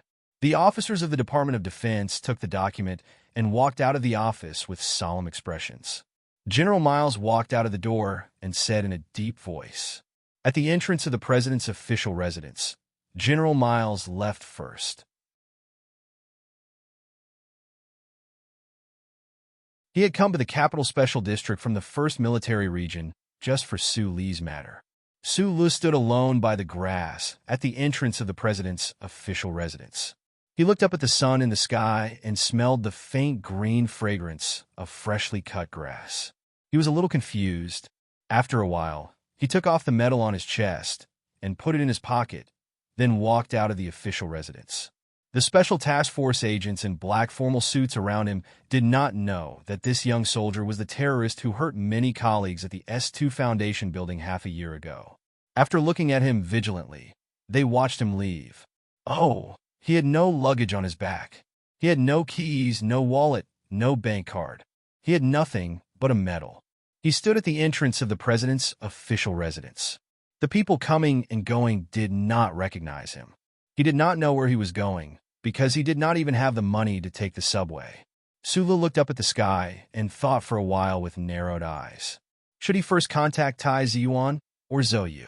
The problem was, did he have to go into the official residence and borrow a phone from the president? At this time, a black car without a logo slowly drove over. The pass on the window made the security personnel around the official residence not have any emotional reaction. The window slowly rolled down, revealing Tai Ziyuan's pale and thin face. He smiled and said, "Lost?" "Well, a little."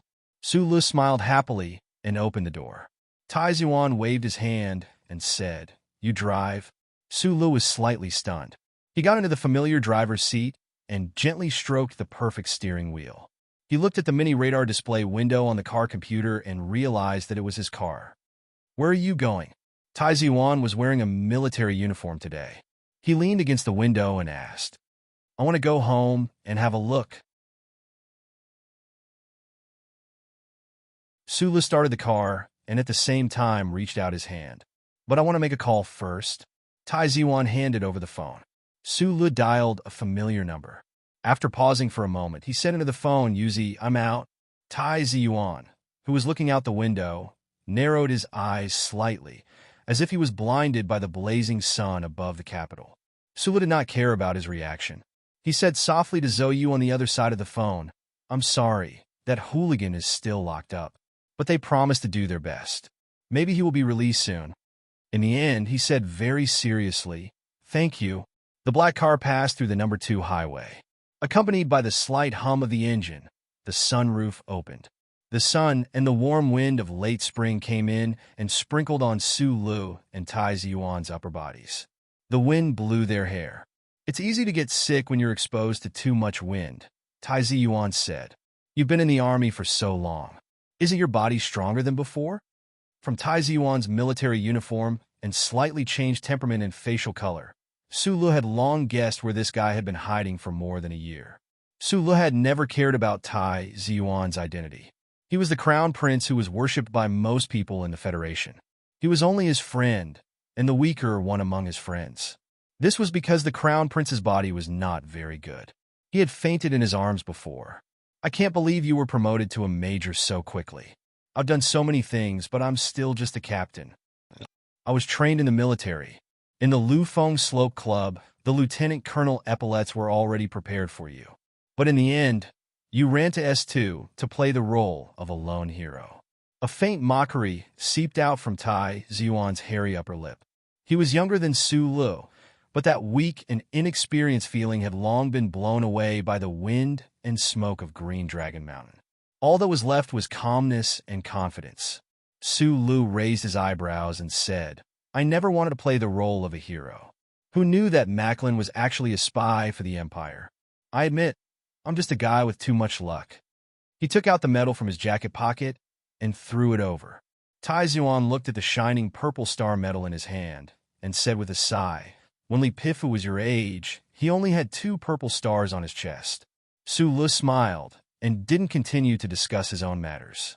He began to ask Tai Ziyuan about his life in the military for more than a year. He hadn't seen blood. Had he ever fired a gun? How did he get first place in the anti-terrorism exercise? And if there were any other girls besides Bai Chi in the black car, cheerful laughter gradually sounded. Traveling in the free wind and sunshine, a young man had forgotten the darkness of blood and fire, and a young man had forgotten his identity and status. Just like an H1 a long time ago, through the intercom, they were talking about very interesting things. At the corner of the corridor, Su Lu took out a key and opened the door of Wandu apartment. This was the first time Tai Ziyuan had come to this apartment. Like the owner of the place, he walked straight to the sofa and sat down. He seriously looked at the size and layout of the room. The air circulation system of the apartment had always been working well. Although no one had lived here for more than half a year, there was still no dust or dirt. Su Lu poured a cup of tea for Tai Ziyuan and then walked to the balcony. He looked at the green vines and leaves that had regrown and smiled slightly. Yuzi lived here after she got pregnant? Tai Ziyuan put down the teacup and suddenly asked. Yes, in June, the Zhou family took her back. Su Lu didn't turn around and said, "The key I took just now was prepared for her. She always likes to forget to bring her key when she goes out." Zhou Yuhua, I want to take a look. The little guy is quite good-looking. Tai Ziyuan's voice was like a riverbed that had been washed by water. It was a little rough. You said it's not yours. Then is sure Qinghai's? Su Lu turned around and said seriously, "You have nothing to do with Zhou, right?" After a moment of silence, Tai Ziyuan smiled and said, "Indeed, but can you speak to me more politely? Although I didn't help you much this time, and Li Pifu inexplicably took a fancy to you, but after all, I did want to do something. Is everything okay between you and your wife? We had a quarrel, but it's not a big problem. I didn't go back to Macho Mountain. Mother and son need to calm down for the time being." Tai Ziyuan said lightly, but Su Lu was very moved. In the end, he was too embarrassed to say anything related to gratitude. His smile gradually disappeared. He didn't need to think about what he would do after regaining his freedom or what the federal military would arrange for him. But he always remembered one thing and one person deeply. "Can you help me investigate a person?" "Oh, Bai Yulan." After a moment, Tai Ziyuan put down the phone, looked at him, and said slowly, "Your secretary is in the capital. She's a member of Whitewater Group 7. She's holding a wedding ceremony tonight." Su Lu was silent for a moment. He walked into the kitchen and began to carefully grind a 3-pointed fine-edged knife.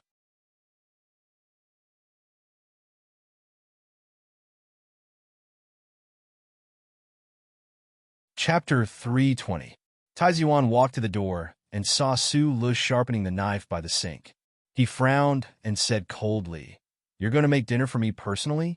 Should I feel honored?" He knew what Su Lu wanted to do, so he deliberately said this to dispel his thoughts. Su Lu also knew what he meant, so he didn't stop his hands. He lowered his head and let the thin water flow on the tip of the knife. He said softly, "I have something to do tonight, so I won't accompany you for dinner." Don't be so naive. You should think about why President Li Pifu Pabre is willing to stand up for you, instead of making a scene at the wedding to avenge yourself and Shi Qinghai. Tai Ziwan frowned and said disapprovingly, "I don't want to make a scene. I just want to ask him face to face, and then he has to give me back what he should give me back." Sula paused for a moment and said seriously. Tai Ziwan looked at the firm lines on his side face and sighed softly. He thought that this guy's character hadn't changed at all.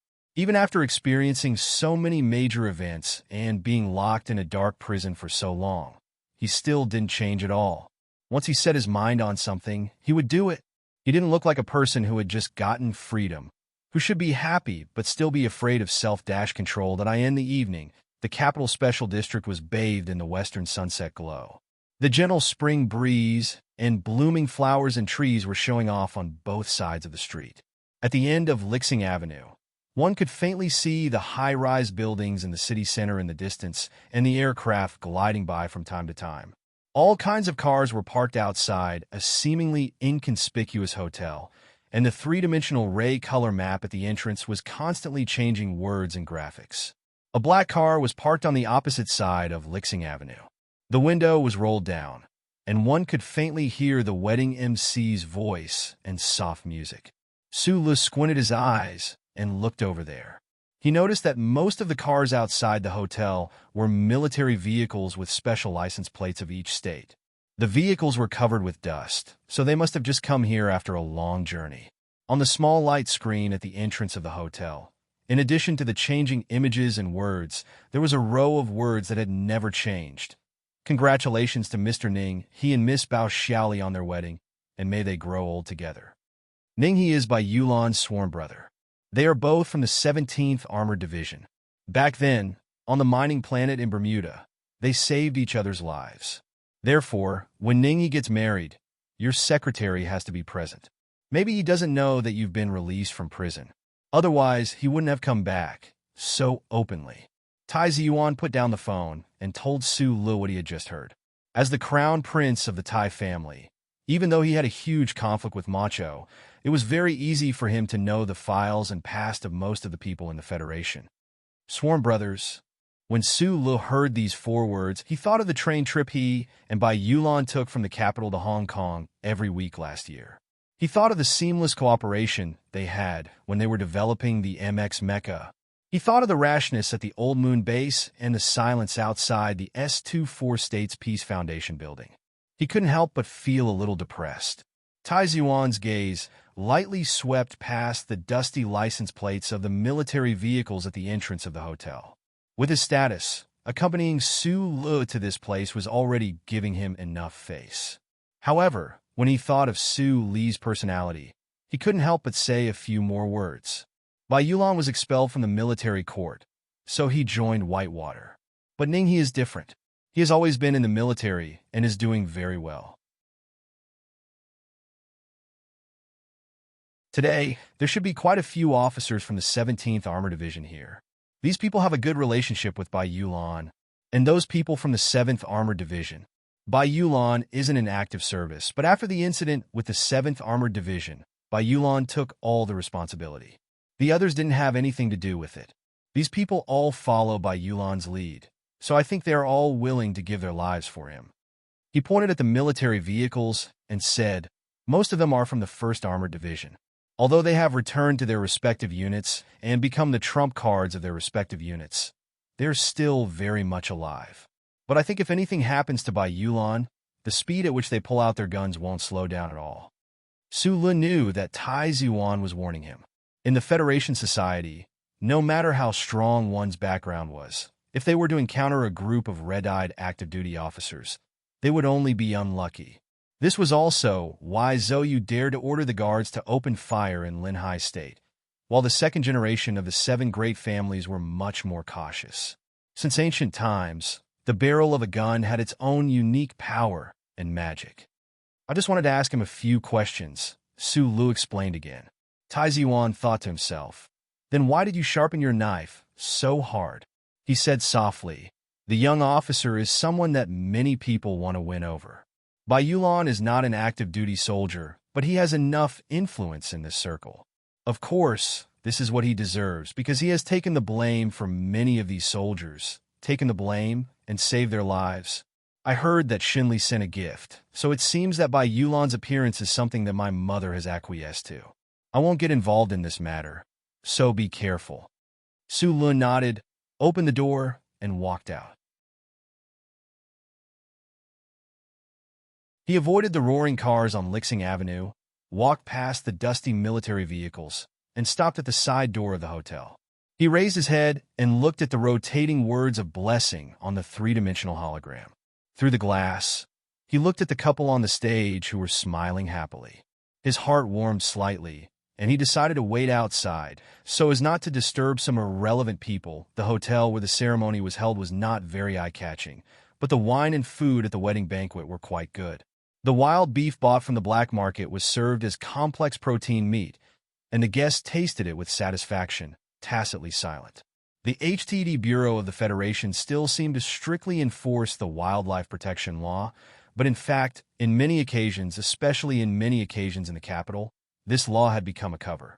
Major Ning, he was 31 years old this year. 2 years ago, he was transferred from the 8,384th Unit, which was the 17th Armored Division, to the office of the 1st Military Region's General Staff Officer. Now, he was already a Level 2 Combat Staff Officer. Although he was not a big shot, he had a very good future. At his wedding banquet, many important people from the military region were invited. In this kind of occasion, the HTD Bureau would not blindly carry out official business. According to the tradition of the Federation, Ning He and the bride drank wine and fed each other a piece of soft, deep-sea shellfish meat, which represented their affection. The ceremony was almost done. After the chief made a speech on behalf of the staff officer's office, the guests began to eat happily, waiting for the couple to come forward and toast. After a busy day, Ningyi felt a little tired, but as the groom, he couldn't let this tiredness show. He whispered something to the bride, then turned his head and saw a familiar figure in the side hall. A sincere smile appeared on his face.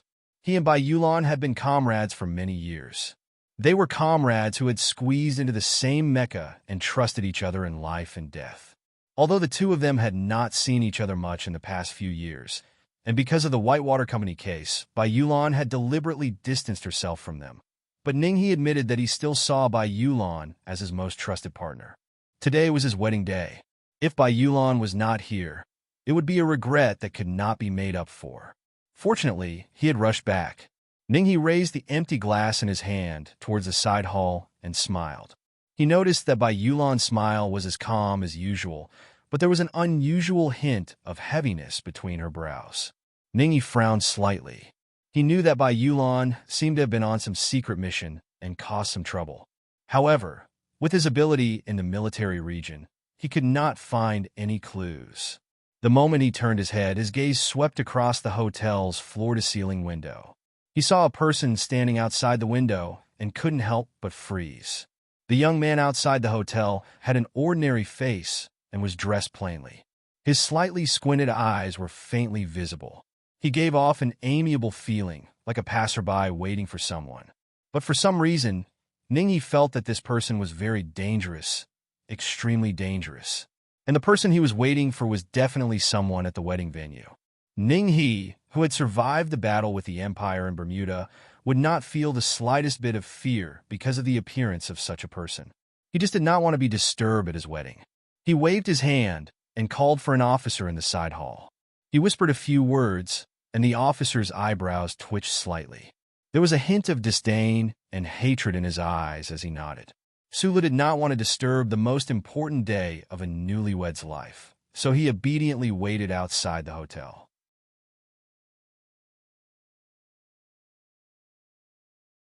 He deliberately put some distance between himself and the entrance of the hotel.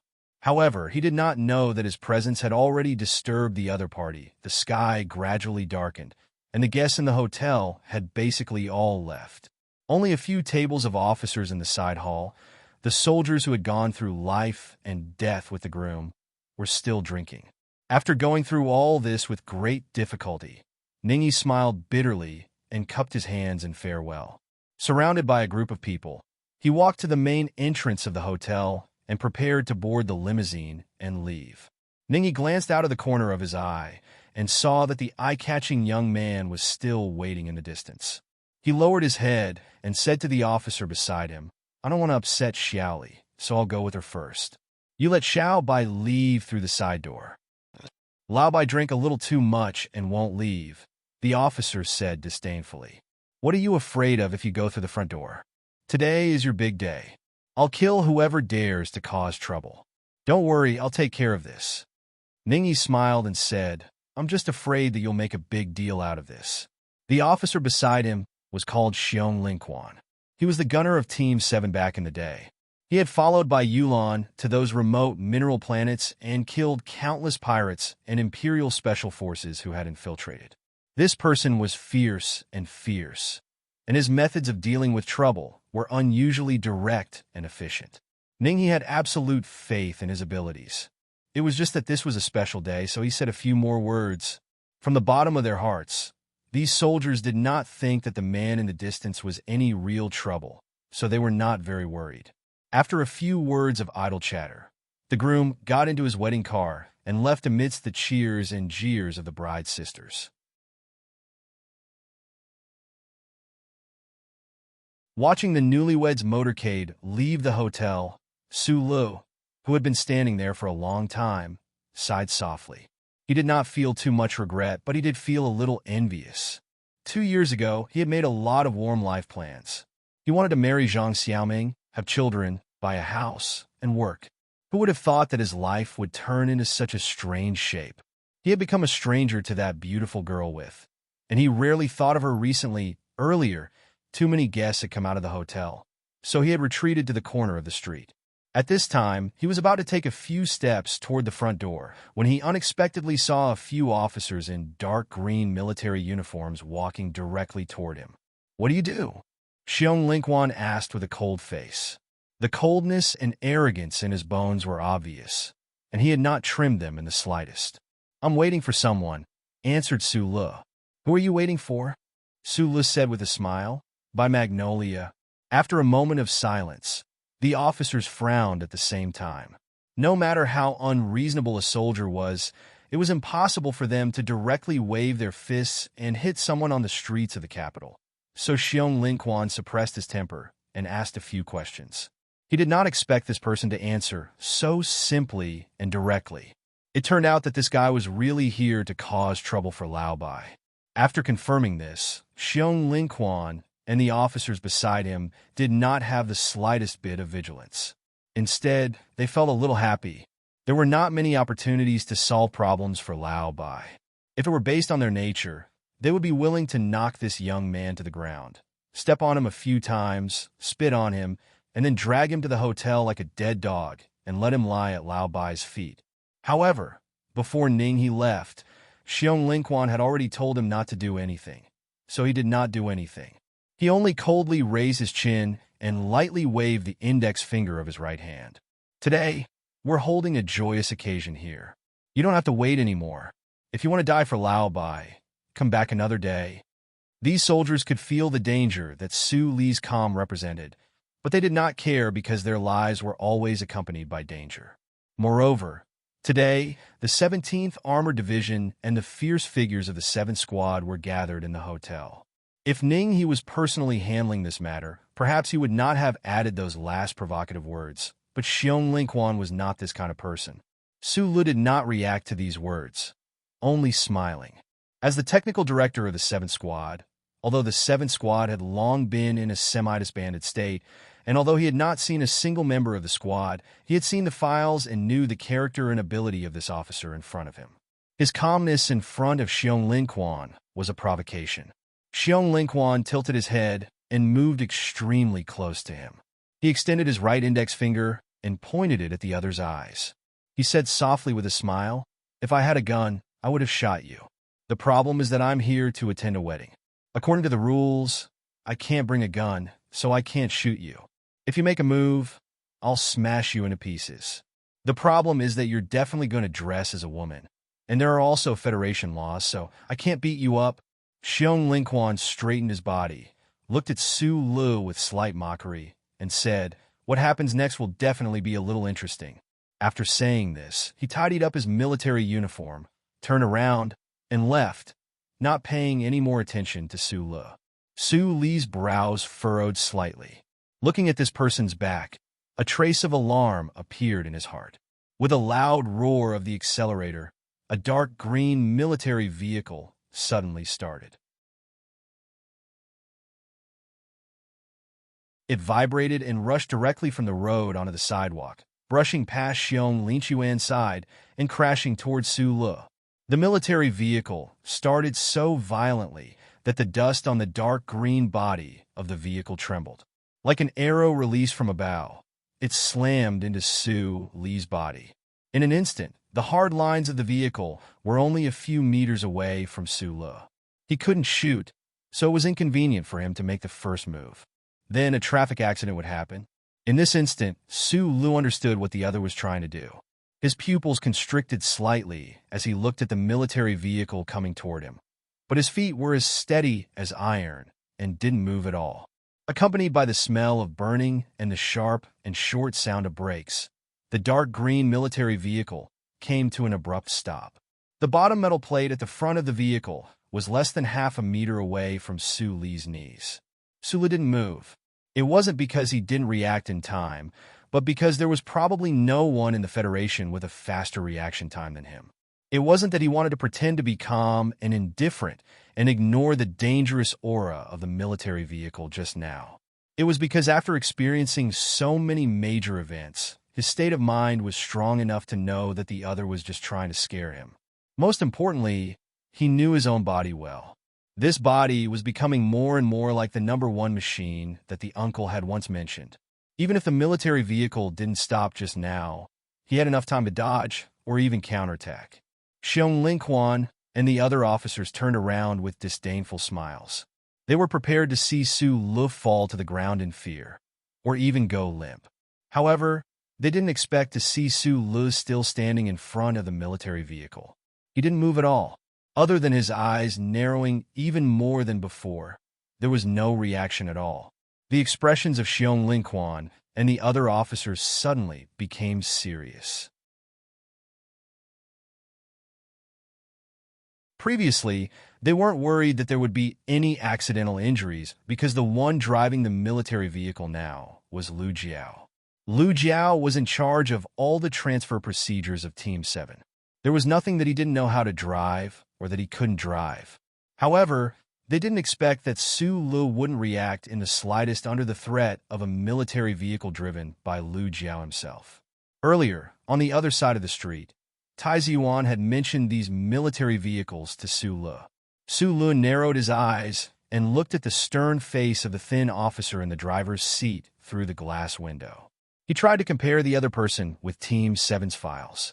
There were many special passes pasted on the dark green military vehicle, which meant that this military vehicle could be arrogant and fearless. At this time, the vehicle and the people were almost touching. The military vehicle was still roaring non-stop, arrogantly charging forward and stopping. It was like a fierce tiger preparing to leap out of the grass, as if it was ready to knock Su Lu down to the ground and crush him into a pulp.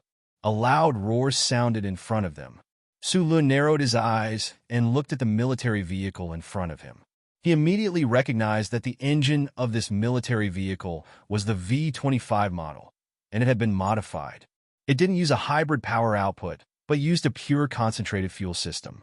Its acceleration was extremely fast, and the body frame of the vehicle had 3 levels of reinforcement. Under certain special circumstances, it could even be used as an armored collision vehicle. If such a military vehicle were to crash into a person's body, what would the consequences be?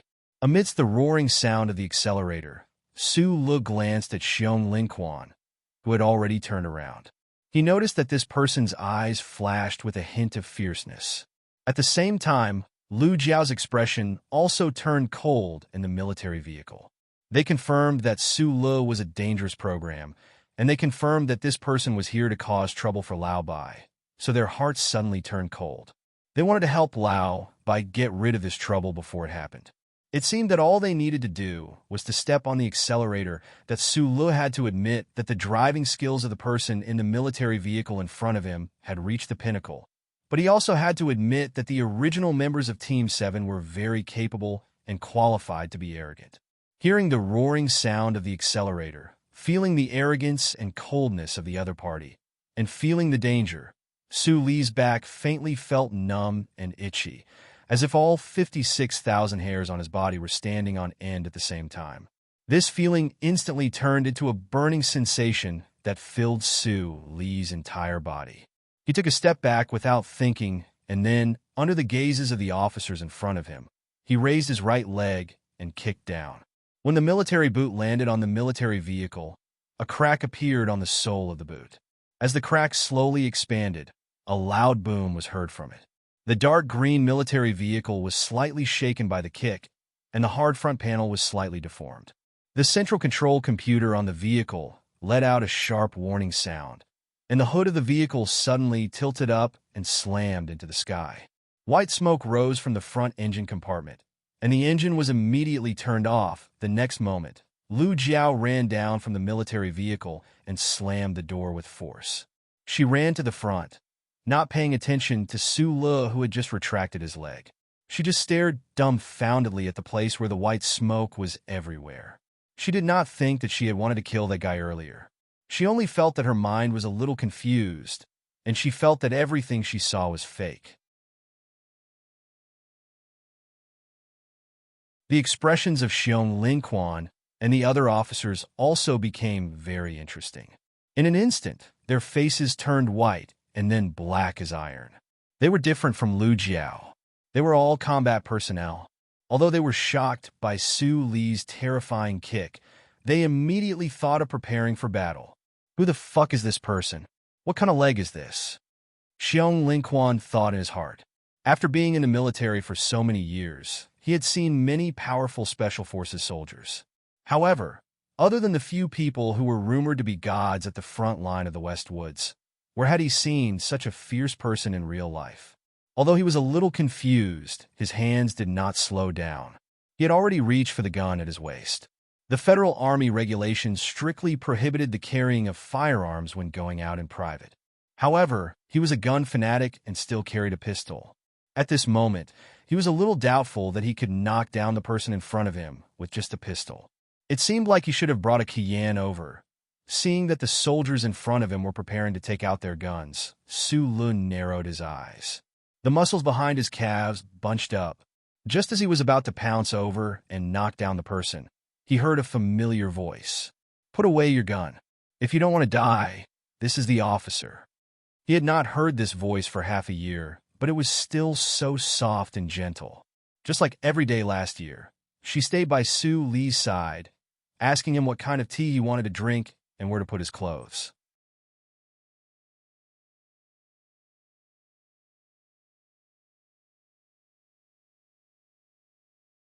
Chapter 3:21. Whether it was guilt, fear, or the desire to use the wine in his glass to commemorate Su Lu, who he thought was dead, Bai Yulan drank a lot at his brother's wedding. People who drank tended to sweat easily.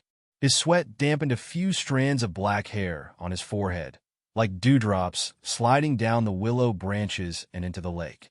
Bai Yulan was not a dazzlingly handsome man like Shi Qinghai and young Master Li. He just blindly hid his murderous intent with gentleness. His black hair scattered in front of his smooth forehead, drawing out a few pieces of complicated and shocked expression in his eyes. After quietly leaving the mountain behind the Golden Foundation building, he thought Su Lu was dead for sure. After all, the Black Prison and Special Amnesty were classified secrets of the Federation. He was just a chess piece placed by the big shots beside Su Lu, so he didn't know what had happened. Only now, outside the hotel, seeing Su Lu slowly retract his right leg, did he know that Su Lu was still alive. "This is good," Bai Yulan thought to himself. He walked past Xiong Linquan and stood in front of Su Le. He said softly, "Hello, boss." Hearing the word boss, Su Li's lips curved into a slight smile. His gaze didn't fall on Bai Yulan's face because he didn't know what would happen if he looked at him a few more times. He looked at the officers behind Bai Yulan, who were on high alert, and said with narrowed eyes, "Now it seems that what you said when I first entered White Water was not false at all. Team 7 really is yours." Bai Yulan didn't answer, only standing quietly in front of him. The officers who were preparing to draw their guns found the atmosphere to be a little strange. They didn't move for a moment, only staring warily at Su Le. Another person that Su Lu recognized ran out of the hotel. It was Lan Xiaolong, who had once been in charge of protecting Su Le. Lan Xiaolong was Bai Yulan's comrade in the 17th Armored Division.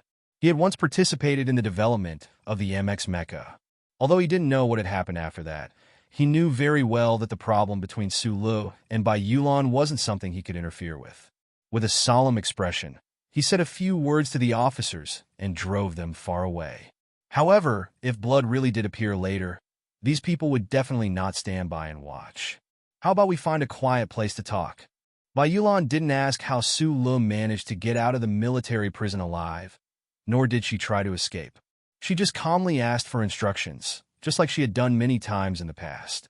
"This place is pretty good." Su Le lowered his gaze, looked at him and said, "I just want to ask you a few questions." "Go ahead and ask.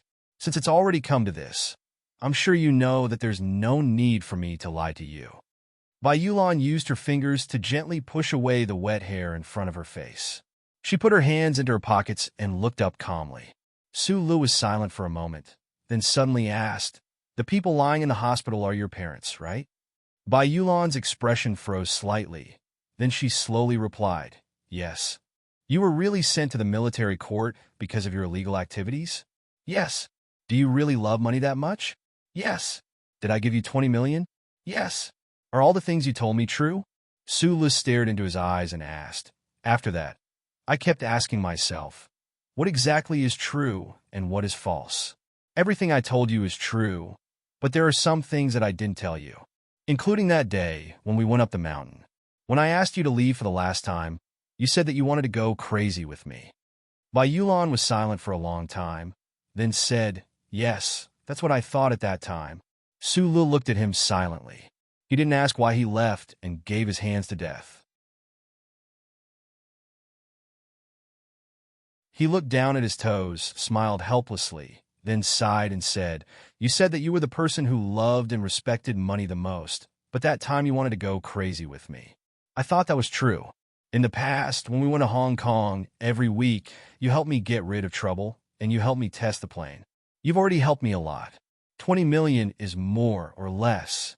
That time outside Flowing Wind Slope, when I set my mind to do that thing, I didn't take your weight into account, but you insisted on going with me. To be honest, I was very touched at that time. I felt that you finally didn't treat me as a boss, but as a friend. The assassination of Macklin was a highly confidential and magnificent project. Su Le had insisted on not letting Bai Yulan follow because he didn't want to drag him into this mess. But in the end, Su Le took him with him, which represented how much reliance and trust he had. Unfortunately, in the end, when Red Leaf's gunshots rang out, this person disappeared without a trace, ruining the overall plan, cutting off Su Li's escape route, and exposing his back to the malicious eyes. Let's not talk about friendship and nonsense. When Su Le used this tone to speak, it meant that his mood was extremely gloomy, but he still lowered his head and looked at his toes. He said, "In the hospital and in the company, you repeated to me that you are a very professional person. You only care about money and not people. You called me boss and said that you would sell your life to me. Is there anything you can explain?" Bai Yulan laughed self-deprecatingly. His smile was actually a little cold. After a moment of silence, he replied, "Do you remember that I once told you that if both of us paid, I would have to follow a first-come, first-served basis? I originally thought that the other side wouldn't give me any instructions, but I treated it as reality, so I followed you up that mountain. But when I was on the mountain, I received the other side's instructions. So Lady Tai beat me to it. Su Lu looked at his toes and smiled uncomfortably. After being locked up in the black prison of Fox Fortress for more than 100 days, other than chatting with that old thing, he spent most of his free time reminiscing about the details of this operation and the more distant days. Bai Yulan's departure was a devastating blow to the plan to assassinate Macklin. If it wasn't for the Federation's the glory of the Charter shining in Su Li's black eyes at the most desperate moment, he and Shi Qinghai would probably have died a long time ago. After thinking about it carefully, Su Lu couldn't find a reason why Bai Yulan would betray him. After being together for such a long time, he thought that he understood this delicate man very well. It wasn't until he looked forward for a long time that he finally understood the reason behind it. Being able to get to know Bai Yulan and taken this fierce and delicate man who was good at assassinating security guards as his assistant had happened after Su Lu entered the 7th Combat Team of Whitewater Company. And when he entered Whitewater Company, it was after the data dispute in the laboratory that the Tai family had moved him away from the center of the storm. In other words, his meeting with Bai Yulan had been arranged by Big Secretary Shun. Looking at the source, all his questions were answered. Bai Yulan was and had always been a spy planted by the Tai family by his side. At the back of Macho's mountain, Su Lu had said that he would work with the Tai family. How could the Chinchur Tai family be at ease with working with him? From that moment on, Su Lu had been developing the MX Mecha and going to the Old Moon base for more than half a year. His whereabouts and details were all under Lady Tai's watch. But at that time, both sides had the same interests, so this cooperation didn't cause any problems. Until the Flowing Wind Slope Club, when Su Lu was determined to kill Macklin. Bai Yulan didn't know why, but she didn't send this vague judgment back to Macho's mountain. Until the last moment, when Lady Tai laid down this foreshadowing, Bai Yulan floated away, and Su Lu fell into a dead end. The front cover of the dark green military vehicle was tilted up, and the sound of the siren covered the conversation between the two people. The officers who were attending the wedding were vigilantly surrounding the periphery, looking at Bai Yulan and Su Li's figures with suspicion and nervousness. But at this time, the white smoke billowed, and the two figures were somewhat blurry. Everyone has their own principles. I accept this. Su Lu raised his head and said in a low voice, "You took Lady Tai's money first, and you follow the principle of first come, first served. I accept that. Even if you took the money and didn't work with your life, I also accept that. But you joined in and sold me out. This, I can't accept." Hearing these words, Bai Yulan just kept silent. Her slightly wet black hair swayed in front of his eyes like a good hypnotist, making him fall into a strange state of mind. In the building, I was shot 14 times. The hard ceramic bulletproof vest you found for me was very good. There were 4 holes, but there were no major problems. Su Lu stared at her eyes under the black hair, and his voice was very faint and distant. But that was 14 times. I lost a lot of blood, and a lot of bones were broken. I almost died. In fact, I thought I was going to die that time. Su Lu was severely injured in the Golden Foundation building. If he didn't have the vitality of a crustacean, even if the medical soldiers of the 2nd Military Region saved him in time, he probably would have died. Even if he was still alive, he should be lying on a white hospital bed right now.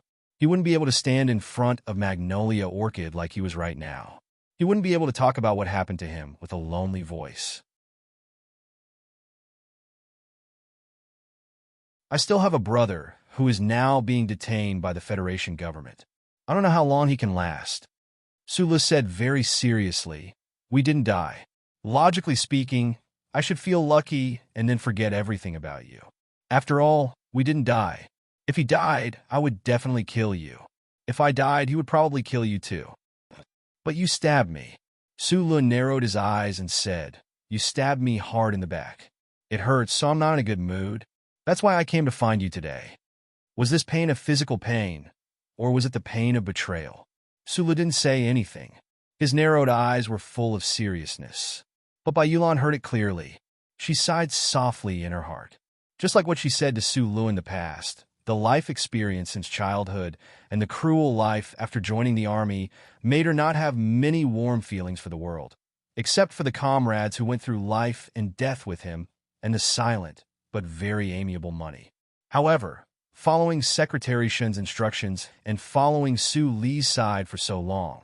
Bai Yulan's reserved ideals were also imperceptibly changing. She had never met a person as simple, direct, and pure as Su Li. She originally thought that by following Su Li, she would also be a little more simple, direct, and pure. In the end, she didn't expect that things wouldn't go as she wished. In the end, she was still a monitor, a sharp chess piece. Bai Yulan was silent for a moment. Then, she took her right hand out of her trouser pocket. Holding a delicate knife between 3 fingers, she used the sharp edge of the knife to gently push away the wet black hair above her eyes. Looking at Su Li, she said very seriously, "Stab me back." Within the circles of the 17th Armored Division and Whitewater's 7th Combat Team, Bai Yulan, who had once served as the captain of the Special Knife Team, was, without a doubt, an extremely powerful figure. Officers who were older than her called him Little White. Most of the soldiers respectfully called him Old White, regardless of whether he was in active service or not. However, everyone knew that the White Magnolia had another nickname, and that was Magnolia Oil. This was because he was the most terrifying veteran on the battlefield. Even if he didn't have any firearms in his hands, he could kill 3,000 enemies just by relying on that delicate little knife that never left his side. That was enough to kill 3,000 enemies. Through the white smoke, the scattered officers on the sidewalk noticed that Bai Yulan had taken out his military knife. Their expressions instantly tensed up, and they slowly closed in on the two, ready to strike at any moment. However, Su Li didn't seem to have noticed the tense atmosphere outside. Looking at the delicate knife in Bai Yulan's hand, he thought of the dangerous encounter he had with this person for the first time in the Whitewater Company. He also thought of the mecha piloting skills Bai Yulan had imparted to him in the underground base. His heart didn't soften, but he felt slightly frustrated. He simply wanted to trust someone. He had done this since he was young. However, this kind of trust was always easily blown away by the strong winds of the Federation, leaving no traces behind. After a moment of silence, he pulled out the 3-edged knife that he had been sharpening for half an hour from behind his waist. He said to Bai Yulan, "Your knife is too small. It won't hurt enough to stab someone." Bai Yulan smiled. Her bright eyes seemed to be able to burn the black hair in front of her. With a squelch, the sharp 3-edged knife pierced deeply into Bai Yulan's back. Su Li slowly let go of his hand and took a step back. Looking at the blood between his thumb and forefinger, he remained silent. Bai Yulan turned around. His facial muscles twitched painfully a few times. Looking at his pale face, he shook his head and said, "After following you for so long, I know that you have one biggest weakness.